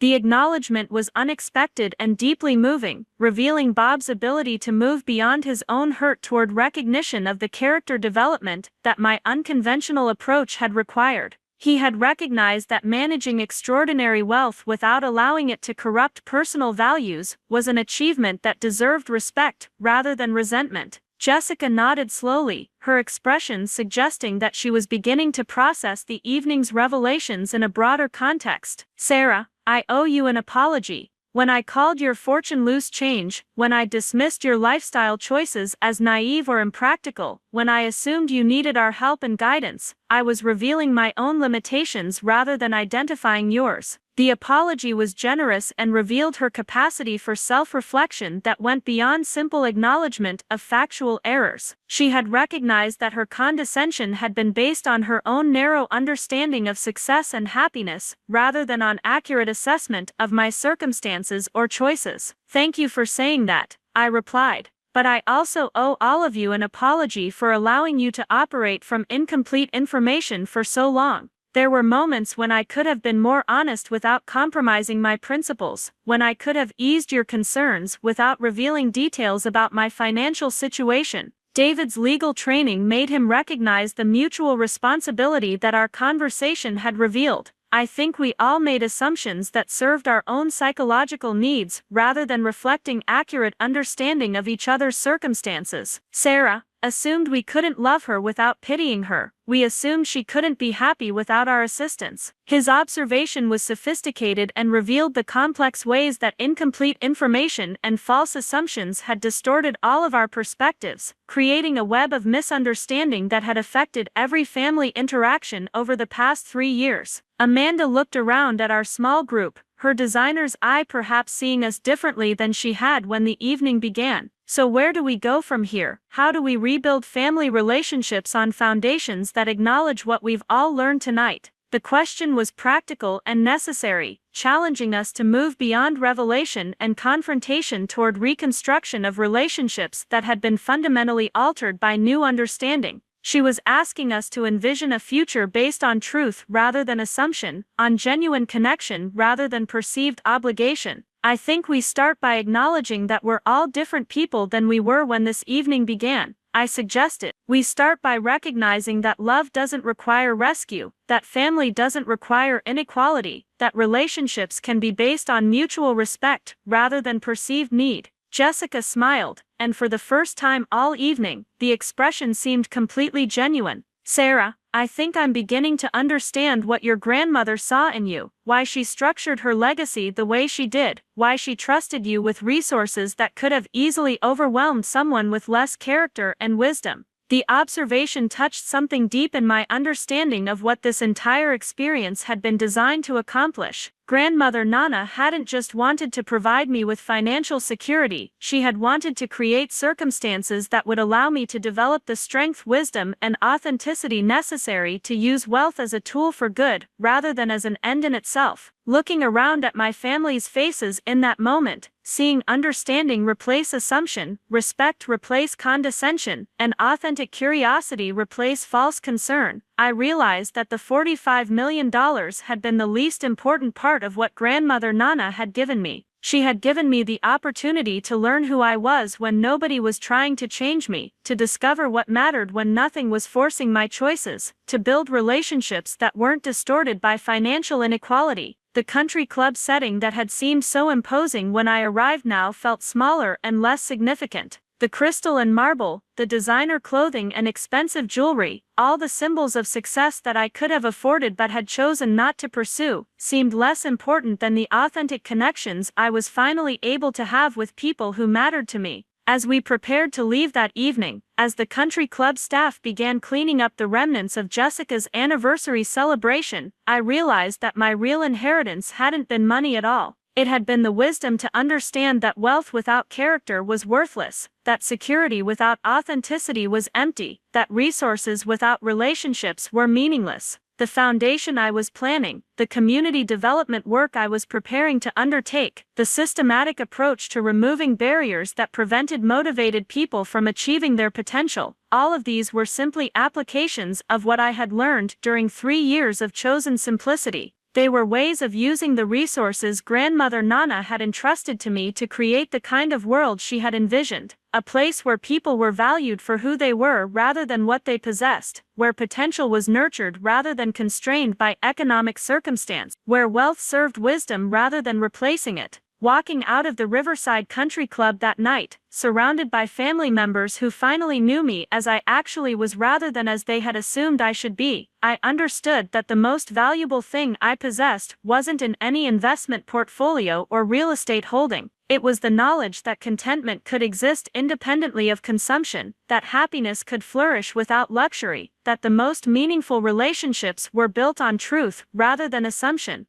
The $45 million would allow me to make a difference in ways that extended far beyond my own circumstances. But the 3 years I had spent learning to find satisfaction in simplicity, to value authenticity over appearance, to choose contentment over accumulation, those were the years that had prepared me to use wealth wisely rather than just spend it lavishly. As we walked through the country club's marble lobby for the last time that evening, I realized that I was no longer the family member who needed saving. I was the one who had saved herself, who had learned to be genuinely free, who had discovered that the most valuable inheritance wasn't money but the wisdom to use it well, and that wisdom, earned through 3 years of deliberate choices and authentic relationships, was worth more than any trust fund could ever provide. The transformation was complete. The experiment in voluntary simplicity had become preparation for purposeful complexity. The season of learning was evolving into a lifetime of application, and the family that had once pitied my limitations was beginning to understand that what they had mistaken for constraints had actually been choices, what they had seen as poverty had actually been richness, what they had interpreted as failure had actually been the most profound kind of success. Up next, you've got 2 more standout stories right on your screen. If this one hit the mark, you won't want to pass these up. Just click and check them out.